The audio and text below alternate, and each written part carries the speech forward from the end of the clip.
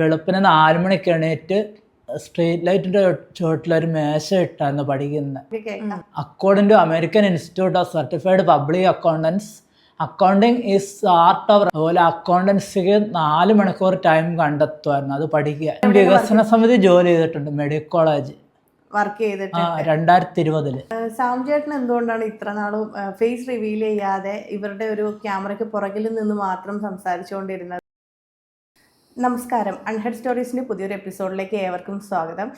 ഇന്നത്തെ എൻ്റെ എപ്പിസോഡ് എനിക്ക് വളരെ സ്പെഷ്യലാണ്. ഇതിൻ്റെ കാരണം നമ്മൾ മുമ്പേ ഇൻസ്റ്റഗ്രാമിലൂടെയൊക്കെ പങ്കുവച്ചിട്ടുണ്ട്. കുറച്ച് നാളുകളായിട്ട് അല്ലെങ്കിൽ കുറച്ച് കാലങ്ങളായിട്ട് നമ്മൾ സോഷ്യൽ മീഡിയയിലൂടെ തിരുവനന്തപുരം ജില്ലയിലെ നാലാഞ്ചിറ എന്ന സ്ഥലത്തെ സ്നേഹവീട് എന്ന സ്ഥാപനത്തിനെ കുറിച്ചിട്ട് അറിയും, അവിടുത്തെ കുട്ടികളുടെ കഥകളെ കുറിച്ചിട്ടൊക്കെ കേട്ടുകൊണ്ടിരിക്കുന്നുണ്ട്. അപ്പോൾ ഇതൊക്കെ നമ്മുടെ മുമ്പിലോട്ടേക്ക് എത്തിച്ചുകൊണ്ടിരിക്കുന്ന ഒരാളുണ്ട്. പേര് മാത്രം നമുക്ക് എല്ലാവർക്കും അറിയാം. സാം എന്നുള്ള പേര് എല്ലാവരും കുഞ്ഞുങ്ങൾ പറഞ്ഞ് കേട്ടിട്ടുണ്ട്. എന്നാൽ ആളെ ഇതുവരെ കണ്ടിട്ടുണ്ടായിരുന്നില്ല, എല്ലാവരും കാത്തിരിക്കുന്ന ഒരാളാണ്. അപ്പോൾ നമുക്ക് ഇന്ന് ഞാൻ എൻ്റെ ചാനലിൽ പരിചയപ്പെടുത്താൻ വേണ്ടി പോകുന്നത് സാംചേട്ടനെയാണ്. സാംചേട്ടനെ നമുക്ക് വെൽക്കം ചെയ്യാം. വെൽക്കം സാംചേട്ടാ. ഇപ്പോൾ നമ്മൾ ഇന്നത്തെ ഒരു യാത്ര എന്ന് പറയുന്നത് ഇവിടുത്തെ കുഞ്ഞുങ്ങളെ കാണുക, അതുപോലെ ഇവിടുത്തെ കാര്യങ്ങളൊക്കെ ഒന്ന് എല്ലാവരിലോട്ടേക്ക് എത്തിക്കുക എന്നുള്ളതാണ്. ഒരുപാട് കാര്യങ്ങൾ സ്നേഹവീട് എന്നുള്ള ചാനലിലൂടെ തന്നെ നമ്മൾ അറിഞ്ഞിട്ടുണ്ട്. അപ്പോൾ എനിക്ക് ആദ്യം തന്നെ സാംചേട്ടനെ ഒന്ന് സെൽഫായിട്ടൊന്ന് പരിചയപ്പെടുത്തുമോ? എൻ്റെ പേര് ശരിക്കും സാം എന്നാണ്. പിന്നെ സൂര്യൻ അവർക്ക് വിളിച്ച് എല്ലാവരും ശ്യാമേട്ടാന്നാണ് ഇപ്പോൾ വിളിക്കുന്നത്. ഞാനിവിടെ ഒരു കെയർ ടേക്കറാണ്. ഞാനൊരു 13 വർഷമായിട്ട് ഇവിടെ സർവീസ് ചെയ്യുന്നു. അപ്പോൾ ഈ എല്ലാ ആൾക്കാരും എനിക്ക് നല്ലതുപോലെ അറിയാം. അവരുടെ എല്ലാ മനസ്സിലുള്ള കാര്യങ്ങളെല്ലാം നല്ലതുപോലെ അറിയാം. അവർക്കും എൻ്റെ അടുത്ത് നല്ലൊരു കാര്യമാണ്. എല്ലാവർക്കും പ്രിയപ്പെട്ട ഒരാളായി മാറിയിട്ടുണ്ട്. അതെ, അവരുടെ അടുത്ത് ഇപ്പം തമാശയും കളിയും ചെയ്ത് നമുക്ക് പിന്നെ വേറെ ഒത്തിരി ആക്ടിവിറ്റീസൊക്കെ ഉണ്ട്, ഡാൻസ്, മ്യൂസിക് അങ്ങനെയൊക്കെ ഉണ്ട്. അപ്പോൾ ഞാനിപ്പോൾ എപ്പോഴും ഇവരായിട്ട് ഇങ്ങനെ മിങ്കിൾ ചെയ്യുന്ന ഒരാളാണ്. അപ്പോൾ അതുകൊണ്ട് ആ ഒരു അറ്റാച്ച്മെൻറ്റ് അവരുമായിട്ട് എനിക്ക് എപ്പോഴും ഉണ്ട്. അതുകൊണ്ടാണ് അവരുടെ അടുത്ത് ഇങ്ങനെ മനസ്സ് തുറന്ന് സംസാരിക്കുന്നതും എൻ്റെ കൂടെ വരുന്നതൊക്കെ. ഇപ്പോൾ സ്നേഹവീട്ടിൽ ഞാനിപ്പോൾ അറിഞ്ഞിടത്തോളം 104 മെമ്പേഴ്സാണുള്ളത്. അതിൽ നിന്ന് കഴിഞ്ഞ ദിവസം ഒരാൾ മരണപ്പെട്ടു എന്ന് പറഞ്ഞു. അപ്പോൾ ആളുകൾ വരിക, നമ്മളുടെ അടുത്ത് പോവുക ഒക്കെ ചെയ്യുന്നുണ്ട്. അപ്പോൾ ആ ഒരു പുതിയ ആളുകൾ വരിക അല്ലെങ്കിൽ ഉണ്ടായിരുന്ന ആളുകൾ നമ്മളിൽ നിന്ന് പോവുക എന്നൊക്കെ പറയുന്നത് സാംചേട്ടൻ എന്നൊരു വ്യക്തിയെ സംബന്ധിച്ചിട്ടുള്ള ഒരു ഫീലിങ്സ് എന്താണ്? ഫീലിങ്സ് അതുണ്ടാവും. കാരണം നമുക്ക് വേണ്ടപ്പെട്ട ആൾക്കാരെ ഇങ്ങനെ മരണപ്പെട്ടു പോവുക അല്ലെങ്കിൽ ഇവിടെ നിന്ന് മാറിപ്പോകുന്ന പറയുമ്പോൾ നമുക്കൊരു ഫീലിങ്സ്, നമ്മുടെ കുടുംബത്തിൽ നിന്ന് ഒരാൾ പോകുമ്പോൾ തന്നെയാണ് ഒരു ഫീലിങ്സ് ഉണ്ടാവും. അത് ശരിക്കും ഒരു മനസ്സിന് വിഷമം ഉണ്ടാക്കുന്ന കാര്യമാണ്. അപ്പം ഞാനിവർ വരുമ്പോൾ തന്നെ അവരായിട്ട് സംസാരിച്ച് ഒത്തിരി അടുപ്പം കാണിച്ച് അവരുടെ കാര്യങ്ങളെല്ലാം ചോദിച്ച് മനസ്സിലാക്കി ആ രീതിക്ക് അവരുടെ അടുത്ത് പെരുമാറും. ഞാൻ മാത്രമല്ല, ഇവിടെ മറ്റുള്ള സ്റ്റാഫുകൾ എല്ലാവരും അങ്ങനെ തന്നെയാണ്. അപ്പം അവർക്കൊരു അറ്റാച്ച്മെൻ്റ് ഉണ്ടാവും. നമ്മളൊരു അറ്റാച്ച്മെൻറ്റ്, നമ്മളൊരു വേറെ ആളാണ് എന്നൊരു വേർതിരിവ് അവിടെ ഇല്ല. അപ്പോൾ അവരൊരു അത്രയ്ക്ക് അടുപ്പത്തിൽ സംസാരിക്കുന്നുണ്ട്. അവർക്ക് അവരുടെ ഒരു വീട്ടുകാരെ പോലെ തന്നെ ഒരു സ്നേഹവും ഒരടുപ്പവും നമ്മുടെ അടുത്ത് കാണിക്കും. എല്ലാവരുടെ അടുത്തും ഉണ്ട്. ഈ സ്നേഹവീടിൻ്റെ ഒരു വീഡിയോ ആദ്യമായിട്ട് എപ്പോഴാണ് ഈ സോഷ്യൽ മീഡിയയിൽ പങ്കുവെക്കാൻ തുടങ്ങിയിട്ടുണ്ടായിരുന്നത്? അത് ഏകദേശം ഒരു 6-7 വർഷമാകും. കാരണം ആദ്യമൊക്കെ ചെയ്തുകൊണ്ടിരുന്നത് ഞാൻ പറഞ്ഞല്ലോ, ഈ ഡാൻസ്, മ്യൂസിക് അതൊക്കെ പഠിപ്പിച്ച് അവരെ കൊണ്ട് പെർഫോം ചെയ്യിപ്പിച്ച് അതൊക്കെയാണ് വീഡിയോ ചെയ്തുകൊണ്ടിരുന്നത് ആദ്യം തന്നെ. പിന്നെ ഓരോ സ്ക്രിപ്റ്റ് എഴുതി ഷോർട്ട് വീഡിയോസൊക്കെ ആയിട്ട് ഇങ്ങനെ ചെയ്യുമായിരുന്നു. പക്ഷെ അതൊന്നും അതിൽ റീച്ചൊന്നും ആയിട്ടില്ല. എന്നാലും അത്യാവശ്യം ആൾക്കാർ കാണുമായിരുന്നു. പിന്നെ നമ്മുടെ സൂര്യ പഠിച്ച കാര്യങ്ങൾ, സൂര്യ അക്കൗണ്ടൻസി ഫിനാൻസൊക്കെ പഠിച്ച ആളാണ്. MCOM ഫസ്റ്റ് ക്ലാസ് പാസ്സായ ആളാണ്. അപ്പോൾ സൂര്യയുടെ കഴിവ് പുറത്തു കൊണ്ടുവരണമെന്ന് വിചാരിച്ചിട്ട് സൂര്യ പഠിച്ച കാര്യങ്ങളൊക്കെ ഞാനൊന്ന് ഓർത്തെടുക്കാൻ പറഞ്ഞിട്ട് അതൊക്കെ വീഡിയോ എടുത്ത് ചെയ്യുമായിരുന്നു. സൂര്യ ഓരോ കാര്യങ്ങൾ ഡെഫിനിഷനൊക്കെ പറഞ്ഞ് അക്കൗണ്ടൻസിയുടേതും HRMൻ്റെ ഡെഫിനിഷനൊക്കെ പറഞ്ഞ് അത് ഇട്ട് അങ്ങനത്തെ വീഡിയോസ് ഇടാൻ തുടങ്ങി. ആ സമയത്താണ് ആൾക്കാർ വീഡിയോ കൂടുതൽ ശ്രദ്ധിക്കാൻ തുടങ്ങിയതും നമ്മുടെ ചാനലും ഇൻസ്റ്റാ പേജൊക്കെ ഇത്രയും ആദ്യമായിട്ട് റീച്ചായ വീഡിയോ എന്ന് പറയുന്നത് സൂര്യയുടെ പഠനത്തിനെ കുറിച്ചിട്ടുള്ള. അപ്പൊ നമ്മൾ ഈ വീഡിയോ നമ്മൾ ഈ ഒരു ചാനലിലൂടെ വീഡിയോ ആളുകൾ കാണുമ്പോൾ ആദ്യമായിട്ട് കാണുന്ന ആൾക്കാർക്ക് വേണ്ടി മനസ്സിലാവാൻ വേണ്ടിയാണ് ചോദിക്കുന്നത്. നമ്മുടെ ഇവിടെ സ്ഥിരമായിട്ട് വീഡിയോ ചെയ്യുന്നതിൻ്റെ അകത്ത് ഉൾപ്പെടുന്ന ആൾക്കാർ ഒരു 4 കുട്ടികളാണ് വരുന്നത്. അതുപോലെ തന്നെ അവരിപ്പോ ഇനോഗ്രേഷൻ ഒക്കെ ചെയ്യുന്ന ലെവലിലോട്ടേക്ക് സാംചേട്ടന്റെ ഒരു സപ്പോർട്ട് കൊണ്ട് എത്തിയിട്ടുണ്ട്. അപ്പൊ അവരെ കുറിച്ചിട്ടൊന്ന് പറയാൻ വേണ്ടി പറ്റുമോ? ഇപ്പൊ നമുക്ക് മെയിനായിട്ട് വീഡിയോയിൽ വരുന്ന ആൾക്കാരെന്ന് വെച്ചാൽ സൂര്യ, അപ്പു, അഖില്, മനോജ്, സിദ്ദിഖ്, ഇമാനുൽ ക്രൂസ്, അങ്ങനത്തെ കുറച്ച് പിള്ളേരുണ്ട്. ഒരേ പ്രായത്തിലുള്ള കുറച്ച് പിള്ളേരുണ്ട്. അവരാണ് കൂടുതലും വീഡിയോയിൽ വരുന്നത്. അതുപോലെ തന്നെ വേറെ ഒത്തിരി ആൾക്കാരുണ്ട്, ഒത്തിരി ആ പ്രായത്തിലുള്ള ഒത്തിരി പിള്ളേരുണ്ട്. അപ്പോൾ അവരുടെ ഓരോ കഴിവുകൾ കണ്ടെത്തി പുറത്ത് കൊണ്ടുവരണം. പക്ഷെ ഞാൻ കൂടുതലും ഇവർ എൻ്റെ അടുത്ത് ഭയങ്കര കമ്പനിയാണ് ഈ ആൾക്കാരൊക്കെ. അപ്പം ഞാൻ അവിടെ എന്തെങ്കിലും കാര്യം ചെയ്തുകൊണ്ടിരിക്കുമ്പോൾ എൻ്റെ ചുറ്റും വന്ന് നിന്ന് തമാശയും കളിയാക്കലും അങ്ങോട്ട് നിന്ന് കളിയാക്കലും പാട്ടും ഡാൻസും ഒക്കെയാണ്. അപ്പോൾ ആ ഒരു അറ്റാച്ച്മെൻറ്റ് ഉള്ളതുകൊണ്ടാണ് അപ്പോൾ ഇപ്പോൾ ചെയ്യുന്ന വീഡിയോ ഒന്നും പ്ലാൻ ചെയ്ത് ചെയ്യുന്നില്ല. ആ സ്പോട്ടിൽ ക്യാമറ ഓൺ ചെയ്ത് അങ്ങനെ അങ്ങ് എടുക്കുന്നതാണ്. അപ്പോൾ അതുകൊണ്ടാണ് അവർ കൂടുതൽ വീഡിയോയിൽ വരാൻ കാരണം. അപ്പോൾ അവരുടെ വീഡിയോ ആൾക്കാർ ഇഷ്ടപ്പെടുന്നു. അപ്പോൾ അത് അവരെ കാണാൻ തന്നെ ആൾക്കാർ കൂടുതൽ ഇഷ്ടപ്പെട്ടുകൊണ്ടിരിക്കുമ്പോഴത്തേന് മറ്റുള്ള ആൾക്കാരെ ശരിക്കും പറഞ്ഞാൽ അവരെനിക്ക് വീഡിയോ ക്യാമറയിൽ കൊണ്ടുവരണമെന്നുണ്ട്. അതിനുള്ള ഒരു സമയം കിട്ടുന്നില്ല ഇപ്പോൾ. ഇപ്പം ഇവിടെ സ്ഥാപനത്തിന്റെ വർക്കൊക്കെ നടന്നുകൊണ്ടിരിക്കുന്നുണ്ട് അല്ലേ? അപ്പൊ ഇതിനകത്ത് നമുക്ക് സൂര്യനെ കുറിച്ച് തന്നെ നമുക്ക് സംസാരിക്കാം. സൂര്യ എന്തുകൊണ്ടാണ് ഈ ഒരു സ്ഥാപനത്തിലോട്ടേക്ക് എത്താനുള്ള ഒരു സാഹചര്യം എന്തായിരുന്നു? സൂര്യയുടെ നാട് കോട്ടയമാണ്. കോട്ടയം തിരുനക്കരയാണ്. സൂര്യ M.Com first class Kottayam best സ്കൂളിൽ പഠിച്ച് ഫസ്റ്റ് ക്ലാസ്സിൽ പാസ്സായ ആളാണ്. സൂര്യയുടെ സ്റ്റോറിയൊക്കെ മുമ്പ് മാതൃഭൂമി പത്രത്തിലൊക്കെ വന്നിട്ടുണ്ട്. ഈ സ്ട്രീറ്റ് ലൈറ്റിൻ്റെ വെളിച്ചത്തിൽ ഇരുന്ന് പഠിച്ച് അങ്ങനെയാണ് സ്കൂൾ ജീവിതമൊക്കെ പൂർത്തിയാക്കിയത്. എന്തോ ഒരു കാരണം വെച്ചാൽ അച്ഛന് ചെറിയൊരു പ്രശ്നം ഉണ്ടായിരുന്നു, മാനസിക പ്രശ്നം നേരത്തെ ഉണ്ടായിരുന്നു. അപ്പം വീട്ടിൽ പിന്നെ ആ ഒരു സാമ്പത്തിക ബുദ്ധിമുട്ടും പ്രാരാബ്ദം കാരണം അമ്മയും നല്ല വിദ്യാഭ്യാസം ക്വാളിഫിക്കേഷനുള്ള ഒരാളായിരുന്നു. അമ്മയ്ക്കും ചെറിയൊരു മാനസിക പ്രശ്നം വന്നു. അപ്പോൾ അങ്ങനെ വന്ന സമയത്ത് ഈ ജനിച്ച 2 പിള്ളേർക്കും ഇങ്ങനെ ഒരു മാനസിക പ്രശ്നം ഉണ്ടായി. പക്ഷെ അവർ അതൊന്നും അറിഞ്ഞിട്ടില്ലായിരുന്നു. സ്കൂൾ പഠനം വിദ്യാഭ്യാസം കഴിഞ്ഞ സമയത്താണ് അവർക്ക് പ്രാരാബ്ദങ്ങൾ കൂടി ജീവിക്കാൻ പറ്റാത്തൊരവസ്ഥ വന്നപ്പോഴാണ് ഈ ഒരു ഇപ്പോഴത്തെ ഒരു സിറ്റുവേഷനിലോട്ട് സൂര്യയുടെ പെങ്ങളും ഒക്കെ ആയത്. ഇപ്പോൾ സൂര്യയുടെ ഫാമിലി എവിടെയാണ് താമസിക്കുന്നത്? സൂര്യയുടെ അച്ഛൻ ഇതുപോലെ പാലയിൽ ഒരു സ്ഥാപനത്തിലായിരുന്നു. പുള്ളിക്ക് മാനസിക പ്രശ്നമായിരുന്നു. പുള്ളി ഇടയ്ക്ക് മരണപ്പെട്ടു എന്നാണ് അറിഞ്ഞത്. പിന്നെ അമ്മയും പെങ്ങളും ഈ കോട്ടയത്ത് തന്നെയുള്ള നവജീവൻ ട്രസ്റ്റ് എന്ന് പറയുന്നൊരു സ്ഥാപനത്തിലാണ് അവിടെ ഉള്ളത്. ഇപ്പോഴും അവിടെ തന്നെയാണ്. ഞങ്ങൾ കഴിഞ്ഞ ന്യൂ ഇയറിന് ഞാനും അച്ഛനും കൂടെ സൂര്യനെ അവിടെ കൊണ്ട് കാണിച്ചായിരുന്നു. അമ്മയും പെങ്ങളെ കാണിച്ചായിരുന്നു. അവർക്ക് സന്തോഷമായി. ഒരു വീഡിയോ ഒക്കെ വന്നിട്ടുണ്ടായിരുന്നല്ലേ ചാനലിലൂടെ? അതിനൊക്കെ നല്ല സപ്പോർട്ട് തന്നെയാണ്. ഒരുപാട് പേര് സൂര്യ സ്നേഹിക്കുന്നൊക്കെയുണ്ട്.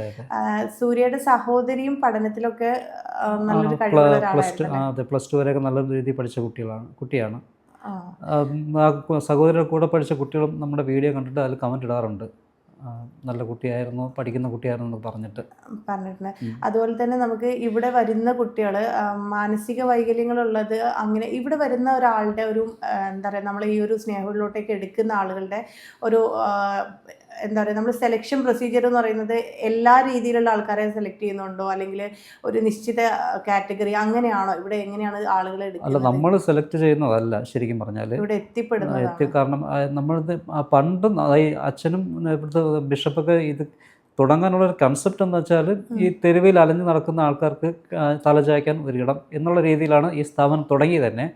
പിന്നെ സർക്കാരിൻ്റെ അണ്ടറിലായപ്പോഴത്തേന് സർക്കാരിൻ്റെ ഒത്തിരി റൂൾസ് ഉണ്ട് ഇതിനകത്ത്. അപ്പം ഈ ഗവൺമെൻറ് പറയുന്ന റൂൾസ് അനുസരിച്ച് മാത്രമേ നമുക്ക് ഇപ്പോൾ ആളിനെ ഇവിടെ അഡ്മിറ്റ് ചെയ്യാൻ പാടുള്ളൂ. അപ്പോൾ നമുക്കിപ്പോൾ ഡയറക്റ്റ് അഡ്മിഷൻ ഇല്ല. ഇപ്പോൾ ഗവൺമെൻറ് ഇങ്ങോട്ട് വിടുന്ന ആൾക്കാർ റീഹാബിലിറ്റേഷന് വേണ്ടിയിട്ട് ഇങ്ങോട്ട് വിടുന്ന ആൾക്കാരെ മാത്രമേ നമുക്കിപ്പോൾ ഇവിടെ അഡ്മിറ്റ് ചെയ്യാൻ പറ്റത്തുള്ളൂ. നമ്മളിപ്പോൾ സൂര്യയുടെ കാര്യത്തിലോട്ടേക്ക് വരുവാണെങ്കിൽ ഒരു ഹോസ്പിറ്റലിൽ ട്രീറ്റ്മെന്റ് കഴിഞ്ഞതിന് ശേഷമാണ് സൂര്യ ഇങ്ങോട്ടേക്ക് വന്നത്. അത് ഗവൺമെന്റിന്റെ ഇതിനകത്ത് ഇങ്ങോട്ടേക്ക് കൊണ്ടുവിട്ടതാണ്. അതെ, കാരണം ട്രീറ്റ്മെന്റ് കഴിഞ്ഞിട്ട് ഏറ്റെടുക്കാൻ ആരുമില്ല. അമ്മയും പെങ്ങൾ അവിടെയാണ്, വേറെ ആരുമില്ല.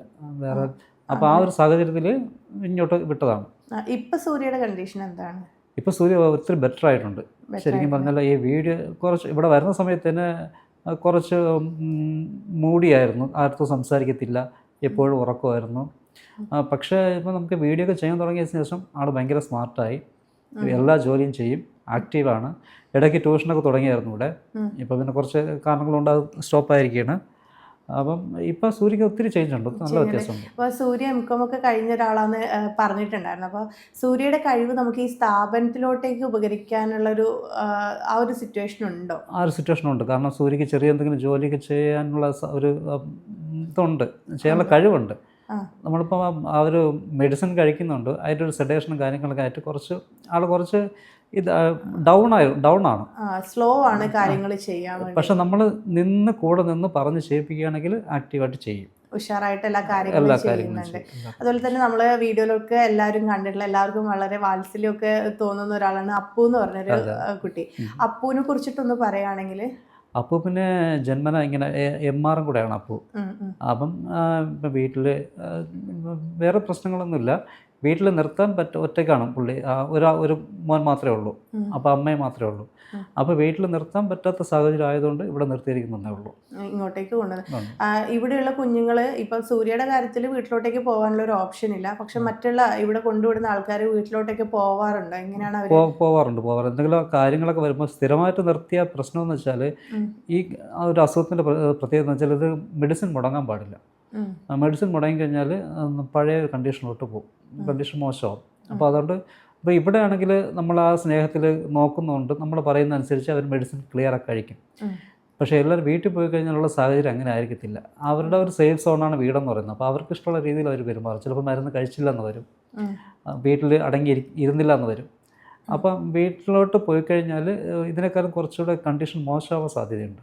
അതുകൊണ്ടാണ് സ്ഥിരമായിട്ട് അവർ അവിടെ താമസിപ്പിക്കാത്തത്. ഇപ്പൊ ഈ സ്ഥാപനത്തിൽ 104ഓളം അന്തേവാസികൾ ഉണ്ടെന്നാണ് പറഞ്ഞത്. അതില് കിടപ്പ് രോഗികളൊക്കെ ഉണ്ട്. അപ്പൊ അവരുടെ കാര്യങ്ങളൊക്കെ നോക്കാൻ വേണ്ടി ഇവിടെ എത്രത്തോളം സ്റ്റാഫിന്റെ അവൈലബിലിറ്റി ഒക്കെ? സ്റ്റാഫ് നമുക്ക് 10-15ഓളം സ്റ്റാഫ് ഉണ്ട് ഇവിടെ. 3 അച്ഛന്മാരുണ്ട്, ഡയറക്ടറുണ്ട്, അസിസ്റ്റന്റ് ഡയറക്ടറുണ്ട്, അസോസിയേറ്റ് ഡയറക്ടറുണ്ട്, പിന്നെ 2 സിസ്റ്റേഴ്സ് ഉണ്ട് ഹോളി സ്പിരിറ്റിലെ. പിന്നെ നമുക്ക് ഈ കിടപ്പ് രോഗികൾ അപ്പച്ചന്മാരെ നോക്കാൻ വേണ്ടിയിട്ട് നമ്മുടെ ആൾക്കാരിൽ തന്നെ നമ്മൾ ആൾക്കാരെ തിരഞ്ഞെടുത്തിട്ട് അവർ ഗ്രൂപ്പ് ഉണ്ടാക്കിയിട്ടുണ്ട്. കർത്തവ്യ എന്ന് പറഞ്ഞൊരു ഗ്രൂപ്പ്. നമ്മുടെ അഭിജിത്ത്, സുധീഷ് അവരൊക്കെ നേഴ്സായിരുന്നു. അവരൊക്കെ ആ ഗ്രൂപ്പിൽ വരുന്ന ആൾക്കാരാണ്. അപ്പോൾ നമ്മൾ അങ്ങനെ ഒരു ഗ്രൂപ്പ് ഉണ്ടാക്കി അവർ പ്രത്യേക യൂണിഫോം ഒക്കെ കൊടുത്ത് അവരതിനകത്ത് നമ്മൾ പോസ്റ്റ് ചെയ്തിട്ടുണ്ട്. അപ്പോൾ അവർക്കൊരു ഉത്തരവാദിത്തം വന്ന ഒരു ഫീലും കൂടി. അതെ, സ്റ്റാഫിനെ പോലെ തന്നെയാണ്. അവർക്ക് ഓണററി ഉണ്ട്, സാലറി കൊടുക്കുന്നുണ്ട് ചെറിയ രീതിയിൽ. ഡയറക്റ്റ് കൊടുക്കത്തില്ല, നമ്മളൊരു അക്കൗണ്ട് ഓപ്പൺ ചെയ്തിട്ട് അതിലോട്ട് മാസം ചെറിയൊരു എമൗണ്ട് നമ്മൾ ട്രാൻസ്ഫർ ചെയ്യും. അപ്പോൾ അവർ ഈ അപ്പച്ചന്മാരുടെ കാര്യങ്ങളൊക്കെ അവർ തന്നെ നോക്കിയോളൂ. കുളിപ്പിക്കാനും ബാക്കി എല്ലാ കാര്യങ്ങളും, ഭക്ഷണം കൊടുക്കാനും എല്ലാം അവർ തന്നെ നോക്കിയോളൂ. അതുപോലെ തന്നെ നമ്മൾ വീഡിയോ കാണുന്നവരിൽ ഒരുപാട് പേർക്കുള്ള സംശയമാണ്, അഭിജിത്തിനെ കാണുന്ന സമയത്ത് അല്ലെങ്കിൽ അഖിലിനെ കാണുന്ന സമയത്ത് ഒരു പ്രശ്നമുള്ള ഒരാളായിട്ട് തോന്നുന്നില്ലല്ലോ, പിന്നെ എന്തുകൊണ്ടാണ് ഇവിടെ താമസിപ്പിച്ചേക്കുന്നത് എന്നുള്ളത്. അതിന് സാംചേട്ടൻ്റെ ഒരു ഉത്തരം എന്തായിരിക്കും? അത് പ്രശ്നമില്ലാന്ന് നമ്മൾ അങ്ങനെ അത് അവരാക്കി എടുക്കുന്നതാണ്. പ്രശ്നമില്ലാന്ന് തോന്നുന്ന രീതിയിൽ നമ്മളങ്ങനെ അവരെ ട്രീറ്റ് ചെയ്യുന്നതാണ്. അവരെ സ്നേഹത്തോടെ ട്രീറ്റ് ചെയ്യുന്നതുകൊണ്ടാണ് നമുക്കവർക്ക് പ്രശ്നമില്ലാന്ന് കാണുന്നവർക്ക് തോന്നുന്നത്. പക്ഷെ ശരിക്കും അവരുടെ ഉള്ളിൽ പ്രശ്നമുണ്ട്. മെഡിസിൻ കഴിക്കുന്നുണ്ട്. അവരെല്ലാ ദിവസവും മെഡിസിൻ എടുക്കുന്ന ആൾക്കാരാണല്ലേ. ഇവിടെ വരുന്ന കുട്ടികളിൽ ഇപ്പൊ സിദ്ദീഖ് എന്ന് പറഞ്ഞ കുട്ടിയുണ്ട്, അവരൊക്കെ ഇവിടെ എത്തിപ്പെടാനുള്ള ഒരു സാഹചര്യം എന്തായിരുന്നു? സിദ്ദീഖ് എന്ന് വെച്ചാൽ അവന് ശ്രീചിത്ര ഹോമിലായിരുന്നു, സർക്കാരിൻ്റെ ഹോമിലായിരുന്നു 18 വയസ്സ് വരെ. 18 വയസ്സ് വരെ അവിടെ 18 വയസ്സ് വരെ ആൺകുട്ടികളെ 18 വയസ്സ് വരെ മാത്രമേ ഇവിടെ നിർത്തത്തുള്ളൂ. അത് 18 വയസ്സ് പൂർത്തിയായപ്പോൾ അവൻ ഇങ്ങോട്ട് കൊണ്ടുവന്നു. അവൻ്റെ വീട്ടിൽ ഇതുപോലെയാണ്, ഉമ്മയുണ്ട്, സഹോദരിയുണ്ട്. സാമ്പത്തികമായിട്ട് വളരെ ബുദ്ധിമുട്ട് അനുഭവിക്കുന്നൊരു കുടുംബമാണ് അവരുടെ. വീട്ടിൽ നിർത്താൻ സാഹചര്യമില്ല. അപ്പോൾ അതുകൊണ്ട് അവരിവിടെ നിർത്തിയിരിക്കുന്നു. ഇപ്പോൾ ഈ സോഷ്യൽ മീഡിയയിലൂടെ നമ്മളെ കുഞ്ഞുങ്ങൾ എവിടെ അറിയപ്പെടാണ്ടിരിക്കേണ്ട കുഞ്ഞുങ്ങൾ ഇപ്പം സാംചേട്ടൻ കാരണം ഒരുപാട് പേര് അറിയുന്ന ഒരു രീതിയിലോട്ടേക്ക് മാറിയിട്ടുണ്ട്. ഇങ്ങനൊരു മാറ്റം പ്രതീക്ഷിച്ചിട്ടുണ്ടായിരുന്നു ഈ വീഡിയോ തുടങ്ങുന്ന സമയത്ത്? ഇങ്ങനൊരു മാറ്റം, ഇങ്ങനൊരു സ്വീകാര്യത നമുക്ക് ഉണ്ടാവുന്ന ഒട്ടും പ്രതീക്ഷിച്ചില്ല. ശരിക്കും പറഞ്ഞാൽ അത് ഒട്ടും പ്രതീക്ഷിക്കാത്ത കാര്യം. അത് ഇപ്പോൾ ആ ഒരു മാറ്റത്തിലൂടെ ഈ ഒരു സ്ഥാപനത്തിൽ എന്തെങ്കിലും ഫിനാൻഷ്യലി എന്തെങ്കിലും സഹായങ്ങളോ അല്ലെങ്കിൽ ആളുകൾ ഫുഡ് സ്പോൺസർ ചെയ്യുക അങ്ങനെയുള്ള കാര്യങ്ങൾ ചെയ്യുന്നുണ്ടോ? സ്ഥാപനത്തിന് ഒത്തിരി ഗുണങ്ങൾ ആൾക്കാർ ചെയ്യുന്നുണ്ട്. ഒത്തിരി നല്ല കാര്യങ്ങൾ ആൾക്കാർ വിദേശത്തു നിന്നും നാട്ടിൽ നിന്നൊക്കെ ഒത്തിരി ആൾക്കാർ നല്ല കാര്യങ്ങളൊക്കെ ചെയ്യുന്നുണ്ട്. ഇപ്പം ഞാൻ വന്ന സമയത്ത് സാംചേട്ടനോട് സംസാരിച്ചപ്പോൾ പറഞ്ഞിട്ടുണ്ടായിരുന്നു, ഞങ്ങൾ വീഡിയോ ചെയ്യുന്ന സമയത്ത് ഞങ്ങൾക്ക് ഫിനാൻഷ്യലി ഹെൽപ്പ് കിട്ടുവാണെങ്കിൽ ഞങ്ങളത് സ്വീകരിക്കും, പക്ഷെ ഒരിക്കലും ഞങ്ങളുടെ കുഞ്ഞുങ്ങളെ സിമ്പതിയിൽ കണ്ടിട്ട് ഞങ്ങൾക്ക് ഒരു എമൗണ്ട് വേണ്ട, അവരോടുള്ള എമ്പതി കൊണ്ട് തരുവാണെങ്കിൽ മാത്രമേ ഞങ്ങൾ സ്വീകരിക്കുന്നുള്ളൂ. അങ്ങനെ ഒരു തീരുമാനം ഈ സ്ഥാപനം എടുക്കാനുള്ള ഒരു കാരണം എന്താണ്? കാരണം നമുക്ക് സിമ്പതി ആവശ്യമില്ല. അവർ മനുഷ്യരാണ്, നമ്മളെ പോലത്തെ മനുഷ്യരാണ്. ഈ ഒരു പ്രശ്നം ഈ മനസ്സുള്ള എല്ലാവർക്കും ഈ ഒരു മാനസിക പ്രശ്നം ഉണ്ടാവും. ഞാൻ പറയുന്നതെന്ന് വെച്ചാൽ ഇതൊരു രോഗമല്ല, ഇതൊരു അവസ്ഥയാണ്. ഈ മാനസിക പ്രശ്നം എന്ന് പറയുന്നത് അവസ്ഥയാണ്. അത് ഈ മനസ്സുള്ള ആർക്കും കൂടെ സംഭവിക്കാം. അപ്പോൾ അതുകൊണ്ട് നമ്മൾ അവർക്ക് സിമ്പതി തോന്നേണ്ട കാര്യമില്ല. ഇത് നാളെ നമുക്കും സംഭവിക്കാം. സിമ്പതിയല്ല, അവരും മനുഷ്യരാണ്, നമ്മളെപ്പോലത്തെ മനുഷ്യരാണ്. അപ്പോൾ അവരുടെ സിറ്റുവേഷൻ ഇപ്പോഴും ഇങ്ങനെ ആയിപ്പോയി എന്ന് വെച്ചിട്ട് അവരെ തള്ളിക്കളയാനും അവരുടെ ജീവിതം അവിടെ അവസാനിക്കുന്നില്ല. നമ്മളവരുടെ കഴിവുകൾ കണ്ടെത്തി വീണ്ടും പഴയതുപോലെ ആക്കി എടുക്കാനാണ് ശ്രമിക്കുന്നത്. അപ്പോൾ അതുകൊണ്ട് ആ ഒരു സപ്പോർട്ടാണ് നമുക്ക് വേണ്ടത്, സഹതാപമല്ല വേണ്ടത്. നമുക്ക് ആ ഒരു സപ്പോർട്ട്, അവരുടെ ഹാപ്പിനെസ് കണ്ട് അവരെ സപ്പോർട്ട് ചെയ്യുക, അതാണ് ഞാൻ ഉദ്ദേശിക്കുന്നത്. അതാണ് ഉദ്ദേശിക്കുന്നത്. ഒരു ദിവസം നമുക്ക് ഈ ഒരു സ്ഥാപനം മുമ്പോട്ടേക്ക് പോകണമെങ്കിൽ എത്രത്തോളം എമൗണ്ട് ഇവരുടെ ഭക്ഷണത്തിന് മാത്രമായിട്ട് വരുന്നുണ്ട്? ഭക്ഷണത്തിന് മാത്രമായിട്ട് ഒരു ദിവസത്തെ ചിലവ് നോക്കുകയാണെങ്കിൽ തന്നെ 10-30,000 പുറത്ത് ചിലവ് വരും. പിന്നെ മെഡിസിനാണ് ഏറ്റവും കൂടുതൽ ചിലവ് വരുന്നത്. കാരണം അത് ഒരു മാസത്തിൽ തന്നെ 1.5 ലക്ഷം രൂപയുടെ മെഡിസിൻ എങ്കിലും വേണം കുറഞ്ഞത്. നമുക്ക് അലോപ്പതി ട്രീറ്റ്മെൻ്റ് ഉണ്ട്, ആയുർവേദമുണ്ട്, ഹോമിയോ ഉണ്ട്. ഈ 3 ടൈപ്പ് ട്രീറ്റ്മെൻറ്റ് നമ്മൾ ചെയ്യുന്നുണ്ട്. അപ്പോൾ അതിന് ഏറ്റവും കൂടുതൽ പൈസ വേണ്ടി വരുന്നത് മെഡിസിനാണ്. അപ്പോൾ ഇപ്പോൾ ഈ ഒരു സ്ഥാപനത്തിൽ 104 മെമ്പേഴ്സ് ഉണ്ട്. ഈ 104 പേർക്കും കിടക്കാനുള്ള സൗകര്യങ്ങളൊക്കെ ഇവിടെ ഉണ്ടോ, അല്ലെങ്കിൽ കൂടുതൽ എന്തെങ്കിലും അതിനകത്തോട്ടേക്ക് ചെയ്യാനൊക്കെ ഉണ്ട് ഇവിടെ? എല്ലാവർക്കുള്ള സൗകര്യം ഇല്ല ശരിക്കും പറഞ്ഞാൽ. അപ്പോൾ അതുകൊണ്ടാണ് ഞങ്ങളിപ്പോൾ മേളിൽ ഒരു നിലയും കൂടെ കെട്ടണമെന്നുള്ള പണി തുടങ്ങിയിരിക്കുന്നത്. പക്ഷെ അത് ഇപ്പം എങ്ങും എത്താതെ കംപ്ലീറ്റ് ആവാതെ ഇങ്ങനെ നിൽക്കുകയാണ്. അത് അപ്പോൾ അതിന് ഇപ്പം ഒരുപാട് ആളുകൾ തങ്ങളുടെ ബർത്ത്ഡേ അല്ലെങ്കിൽ വിവാഹ വാർഷികം ഇതുപോലുള്ള കാര്യങ്ങളിൽ ഇതുപോലുള്ള സ്ഥാപനങ്ങളിലോട്ടേക്ക് എമൗണ്ട് കൊടുക്കുന്നുണ്ട്. അപ്പോൾ അങ്ങനെ ഇങ്ങോട്ടേക്ക് തരുവാണെങ്കിൽ, അല്ലെങ്കിൽ ഒരു ബർത്ത്ഡേ ആഘോഷിക്കുകയാണെങ്കിൽ ഒരു ദിവസം നമുക്ക് അവർക്കുള്ള ഒരു ഫുഡിനുള്ള എമൗണ്ട് ആണ് തരുവാണെങ്കിൽ അത് എത്രത്തോളം ആയിരിക്കും അതിൻ്റെ ചിലവ് വരുന്നത്? അത് നമുക്ക് പല കാറ്റഗറി ഉണ്ട് കേട്ടോ. നോർമൽ ഫുഡിന്, ഓർഡിനറി ഫുഡിന്, അതായത് ഹൈ, മീഡിയം, അങ്ങനെ പല ടൈപ്പ് നമ്മളിവിടെ മെനു തയ്യാറാക്കിയിട്ടുണ്ട്. അതനുസരിച്ചാണ് റേറ്റ് വരുന്നത്. അതുപോലെയാണ് വരുന്നത്. ഇപ്പം ഇവിടെ പറഞ്ഞു നമ്മൾ സ്ഥാപനം ഒന്നുകൂടി ആളുകൾക്ക് കിടക്കാനുള്ള സൗകര്യക്കുറവുണ്ട്, പുതിയൊരു കെട്ടിടം കൂടി പണിതുകൊണ്ടിരിക്കുകയാണെന്ന് പറഞ്ഞു. അപ്പോൾ ഗവൺമെന്റിന്റെ കീഴിലുള്ളതെന്ന് പറയുമ്പോൾ തന്നെ ആളുകൾ വിചാരിച്ചു വെച്ചേക്കുന്നത് ഗവൺമെന്റ് ആണ് ആ പണി നടത്തുന്നതെന്നായിരിക്കും. അപ്പം നമുക്ക് ഇതിനു വേണ്ടി ആൾക്കാർക്ക് സ്പോൺസർ ചെയ്യാൻ പറ്റുവാണെങ്കിൽ അത് ഏതൊക്കെ തരത്തിലായിരിക്കും ചെയ്യാൻ വേണ്ടി പറ്റുന്നത്? പാർഷ്യലി ചെയ്യാൻ പറ്റുമോ, അല്ലെങ്കിൽ അത് എങ്ങനെയാണ് ചെയ്യാം? കാരണം അത് സഹായിക്കാൻ മനസ്സുള്ള ആൾക്കാർക്ക് അത് എങ്ങനെയാണ് ചെയ്യാം. കാരണം അത് ഗവൺമെൻറ്റിൻ്റെ സപ്പോർട്ട് കൂടി അല്ല ഇത് ചെയ്യുന്നത്. ഇത് അച്ഛൻ തന്നെയാണ് ഇനിഷ്യേറ്റീവ് എടുത്ത് ഇത് ചെയ്യുന്നത്. അപ്പം ഫുൾ ചിലവ് അച്ഛൻ നമ്മുടെ സ്ഥാപനത്തിൻ്റെ കയ്യിൽ നിന്ന് തന്നെയാണ് ചിലവാക്കേണ്ടത്. അപ്പോൾ ഉള്ള കാശ് വെച്ച് ഇങ്ങനെ പ്രത്യേക ബഡ്ജറ്റൊന്നും തയ്യാറാക്കിയിട്ടില്ലായിരുന്നു. അച്ഛൻ്റെ കയ്യിലുള്ള കാശ് വെച്ച് തുടങ്ങി. പക്ഷേ ആ കാശ് തീർന്നപ്പോൾ ഇപ്പോൾ വർക്ക് ബ്ലോക്കായിരിക്കുകയാണ്. അപ്പോൾ ഇനി കാശ് വരുന്നതനുസരിച്ച് നമ്മൾ പണി പൂർത്തി ചെയ്യാന്നുള്ള ഇതിൽ നിൽക്കുകയാണ്. അതാണ് നിൽക്കുന്നത്. ഇവിടെയുള്ള കുഞ്ഞുങ്ങൾ വന്നിട്ടുള്ള ആളുകളിൽ എത്രത്തോളം വിദ്യാഭ്യാസമുള്ള ആൾക്കാരുണ്ട്? കഴിഞ്ഞ ദിവസം മരണപ്പെട്ട വ്യക്തി എന്ന് പറയുന്നത് ഒരുപാട് വിദ്യാഭ്യാസമുള്ള ഒരാളായിരുന്നു എന്ന് പറഞ്ഞിട്ടുണ്ട്. ആളെ കുറിച്ചിട്ടൊന്ന് ഞങ്ങളുമായിട്ട്. പുള്ളി അധികകാലം ഒരാഴ്ച ആളുണ്ടോ കൊണ്ടുവന്നിട്ട്. അപ്പം ഒരു പഞ്ചായത്ത് മെമ്പറൊക്കെ ആയിരുന്നു പുള്ളി. ഇവിടെ പാലോടെന്ന് പറയുന്ന പച്ചയെന്ന് പറയുന്ന സ്ഥലത്ത് പഞ്ചായത്ത് മെമ്പറൊക്കെ ആയിരുന്നു. അപ്പം പുള്ളിക്ക് നല്ല നമുക്ക് കൂടുതൽ സംസാരിക്കാൻ ചാൻസ് കിട്ടിയിട്ടില്ല. പുള്ളി വന്നിട്ട് കുറച്ച് ഇത് ഈ സ്ഥലമായിട്ട് പൊരുത്തപ്പെട്ട് വരണമല്ലോ. അപ്പോൾ സംസാരിക്കുമ്പോഴൊന്നും പുള്ളി ഒന്നും വിട്ട് പറഞ്ഞിട്ടില്ല ഇതുവരേക്കും. അപ്പോൾ അതിനിടയ്ക്കാണ് മരണവും സംഭവിച്ചത്. അപ്പോൾ കൂടുതൽ പുള്ളിയെ പറ്റി അറിയാനായിട്ട് പറ്റിയിട്ടില്ല. ഇപ്പം നിലവിൽ ഇവിടെ സ്ത്രീകൾ, കുഞ്ഞുങ്ങളെ എങ്ങനെയാണ് ഇവിടെ ആളുകൾ, അന്തേവാസികളുടെ എണ്ണം എന്ന് പറയുന്നത്? അല്ലെങ്കിൽ ഒരു കാറ്റഗറി മാത്രമാണോ വരുന്നത്? ഇവിടെ പുരുഷന്മാർ മാത്രമേ ഉള്ളൂ. 18 വയസ്സിന് മേലുള്ള പുരുഷന്മാർ മാത്രമേ ഉള്ളൂ ഇവിടെ. അതെല്ലാവരും മെൻ്റലി ചാലഞ്ചഡ് ആയിട്ടുള്ള ആൾക്കാരാണോ? എല്ലാവരും 2 സെക്ഷനാണ് ഇവിടെ. PRCയുടെ ഒരു സെക്ഷനുണ്ട്, ഹോസ്പീസ് എന്ന് പറഞ്ഞ വേറെ സെക്ഷനുണ്ട്. അതായത് ഹോസ്പീസിൽ കിടപ്പ് രോഗികളായിട്ടുള്ള അപ്പച്ചന്മാരുടെ, അവരുടെ എല്ലാം തന്നെ മാനസിക പ്രശ്നമുള്ള ആൾക്കാരല്ല. അത് ഈ പ്രായാധിക്യം കൊണ്ടുള്ള അസുഖങ്ങൾ വന്ന ആൾക്കാരുണ്ട്.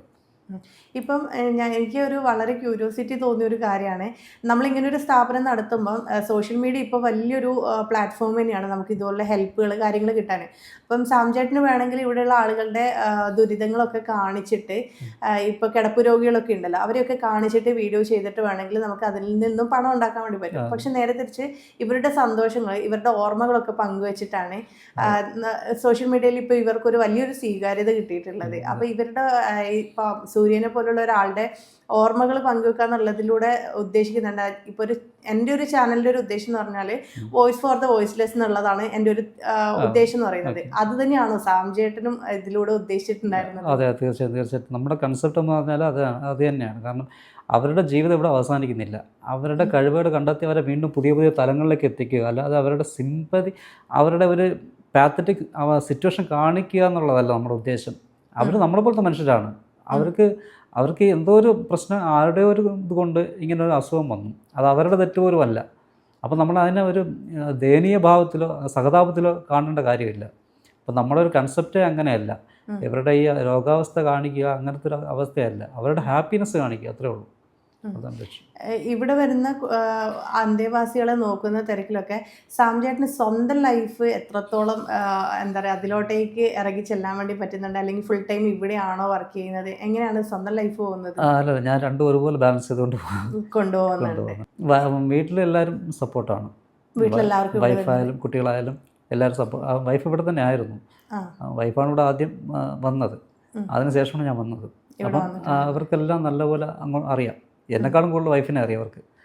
അപ്പോൾ അതുകൊണ്ട് നമുക്ക് അങ്ങനെ ഒരു വ്യത്യാസമല്ല. വീട് ഇവിടെ സ്നേഹ വീട്, എൻ്റെ വീട്, അങ്ങനെ ഒരു വ്യത്യാസമില്ല. രണ്ടും വീട് തന്നെയാണല്ലേ.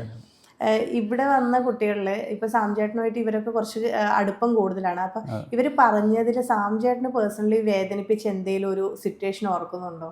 സിറ്റുവേഷൻ, അഖിലിൻ്റെ കഥ ഫസ്റ്റ് ടൈം കേട്ടപ്പോൾ വളരെ വിഷമം തോന്നി.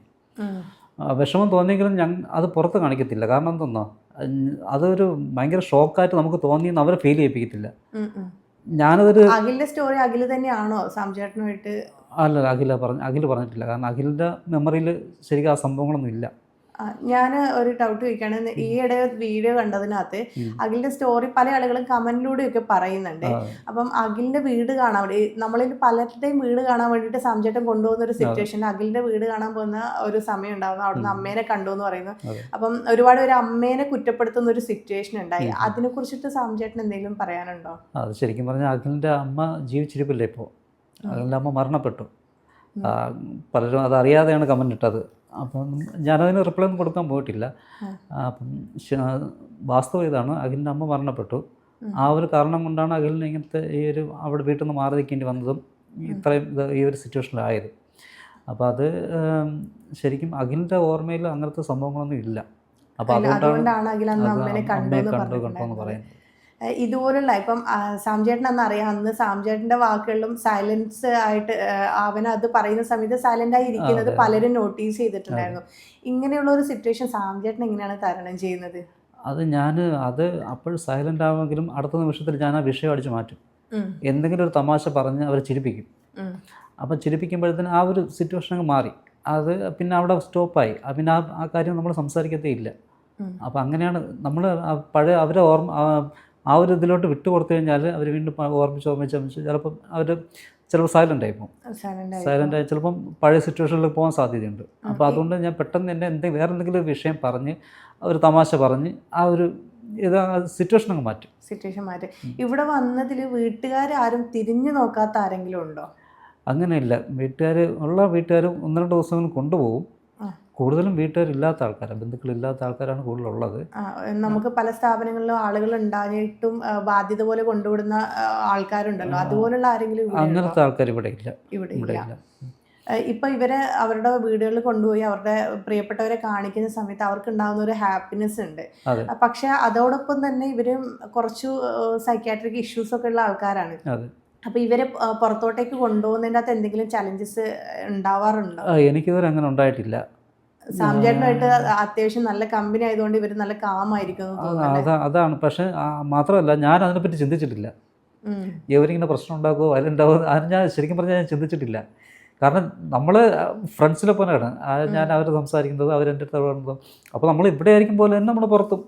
അപ്പോൾ ആ ഒരു വ്യത്യാസം എനിക്ക് തോന്നാറില്ല. അവരിങ്ങനെ പ്രശ്നം ഉണ്ടാക്കുമോ അങ്ങനെ എനിക്ക് തോന്നിയിട്ടില്ല. ശരിക്കും തോന്നിയിട്ടില്ല. ഇപ്പൊ ഞാൻ ചോദിക്കുന്ന സമയത്തായിരിക്കും അതിനെക്കുറിച്ച്.